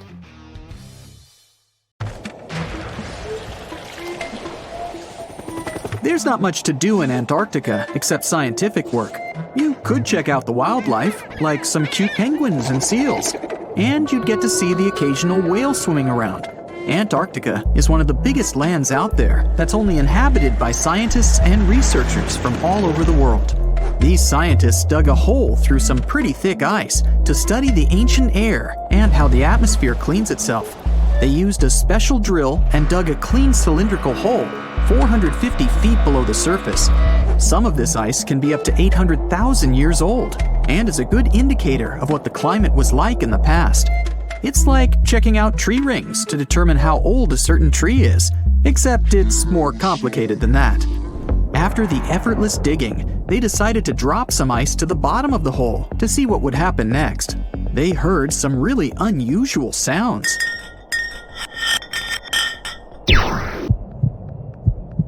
It felt like being on a spaceship traveling through a bunch of obstacles with many rocks smashing into each other. The pitches changed over the quick descent of the block of ice, ranging from high pitch and ending with a low heartbeat-like sound. The scientists were puzzled when they first heard this and dropped some more ice, only to find out that the same type of sounds were being produced, just in different variations. They couldn't tell what was down there, and, more importantly, why these kinds of sounds were produced. Antarctica boasts quite a few volcanoes, many of which are under super thick sheets of ice. Scientists discovered 91 volcanoes and claimed there could be more, potentially making it the most extensive volcanic region in the world. While they were doing regular scientific research, they came across many unmistakable large cone-shaped figures underground. Some were as deep as 2 miles in the ice. Some of the peaks were over 3,000 feet tall and dozens of miles across. But on the surface, it's as plain as a sheet of paper. They may have dropped that block of ice inside an actual volcano that they were standing on, but it's unlikely. Even though the underground volcano presence was discovered by accident, there's a small chance they were actually standing on one where they had their workstation set up. It's more likely that they worked in an area where studying ancient climates is easier and less dangerous than other places. They collect ice samples and study them in a lab. It's like discovering a prehistoric insect embedded in amber millions of years ago when dinosaurs used to roam the land. But instead of little bugs, scientists study ancient dust, air bubbles, sea salts, volcanic ash, and anything else that may have come from the environment. They can practically tell how the climate was during that time. These ice samples might show that Antarctica's western ice sheet melted when the Earth's climate warmed up. If it did, then it's likely to happen again. That would mean sea levels rising, affecting coastal cities and small remote islands. But scientists aren't sure it's true, despite some evidence to back it up. The process of studying ice samples can take a week or even a year, depending on what they find.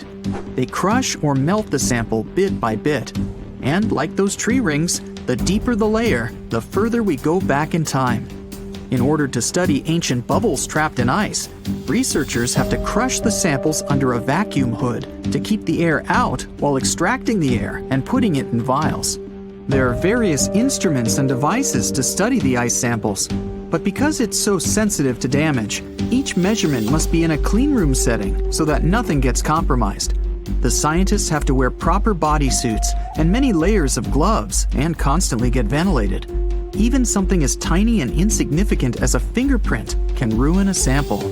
They look for certain patterns to see changes in the atmosphere's composition and temperature. But dropping a few blocks of ice down a hole wouldn't be so bad. The reason why it made such a peculiar sound is the same reason why a moving car sounds different when it's honking than when it's stationary. The scientific word for it is the Doppler effect. It's an obvious change in the frequency of a wave with respect to an observer who is moving relative to the wave source. The effect doesn't mean the frequency of the sound changes, it just shifts. And this can be said about other types of waves, like water and light. But sound waves are the most popular ones when it comes to the Doppler effect. So, when the scientists dropped the ice block down the bottom of the hole, the sound waves traveled back up and bounced around the narrow tube where they drilled. That's why they got the pew pew sound. Let's not forget that this ice block traveled 450 feet beneath us. Oil ships dig holes in the oceanic crust that go thousands of feet beneath the Earth. The Kola Super Deep Borehole in Russia is the deepest hole ever made by humans. It goes more than 40,000 feet below the surface and took almost 20 years to reach 7.5 miles. Below it is only half the distance to the mantle. In terms of the whole Earth, this very deep hole is literally scratching the surface. This wasn't a hole to dig for oil, and wasn't in the ocean either. The drilling was stopped in 1992 when the engineers found out that the temperatures were 100 degrees Fahrenheit higher than they predicted. And then it was abandoned, and it's just been a barren hole now. But that's the closest we've dug to the center of the planet. The scary thing is that some of the workers on the site could hear voices coming from within. All the way in Yemen, an ancient hole exists in Barhout, in the east of the country in the middle of the desert. It's actually closer to Oman than to the capital Sana'a. This hole has puzzled experts and locals. Unlike the holes in Russia and Antarctica, this wasn't man-made. Or was it? It's been around for many years, and the locals try to steer away from it. They don't even like talking about it, since they claim it brings bad luck to those around it, or to whoever utters its name. They claim it was created as a prison for spirits, but many rule that out. The hole is 98 feet wide and somewhere between 330 to 650 feet deep. You can also hear strange sounds coming from the inside. But according to some scientists, the well has little to no ventilation and barely has any oxygen down there. So it's unlikely that anyone or anything lives down there.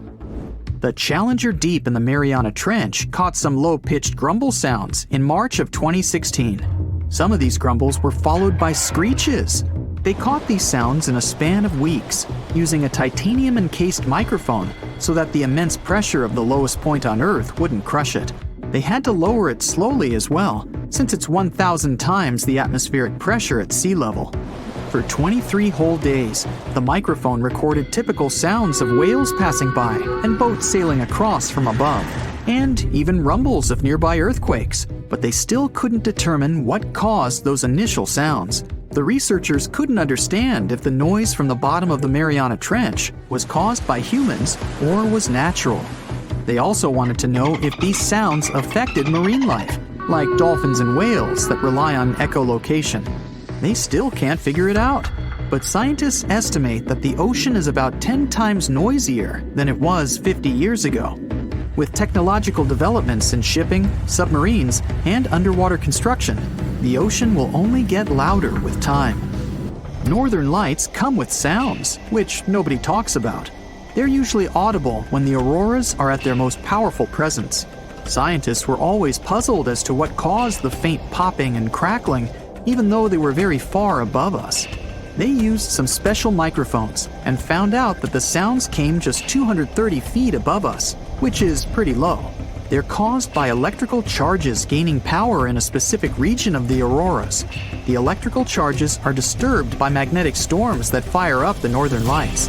As a result, some tiny sparks are released into the atmosphere, causing the faint crackling and popping noise.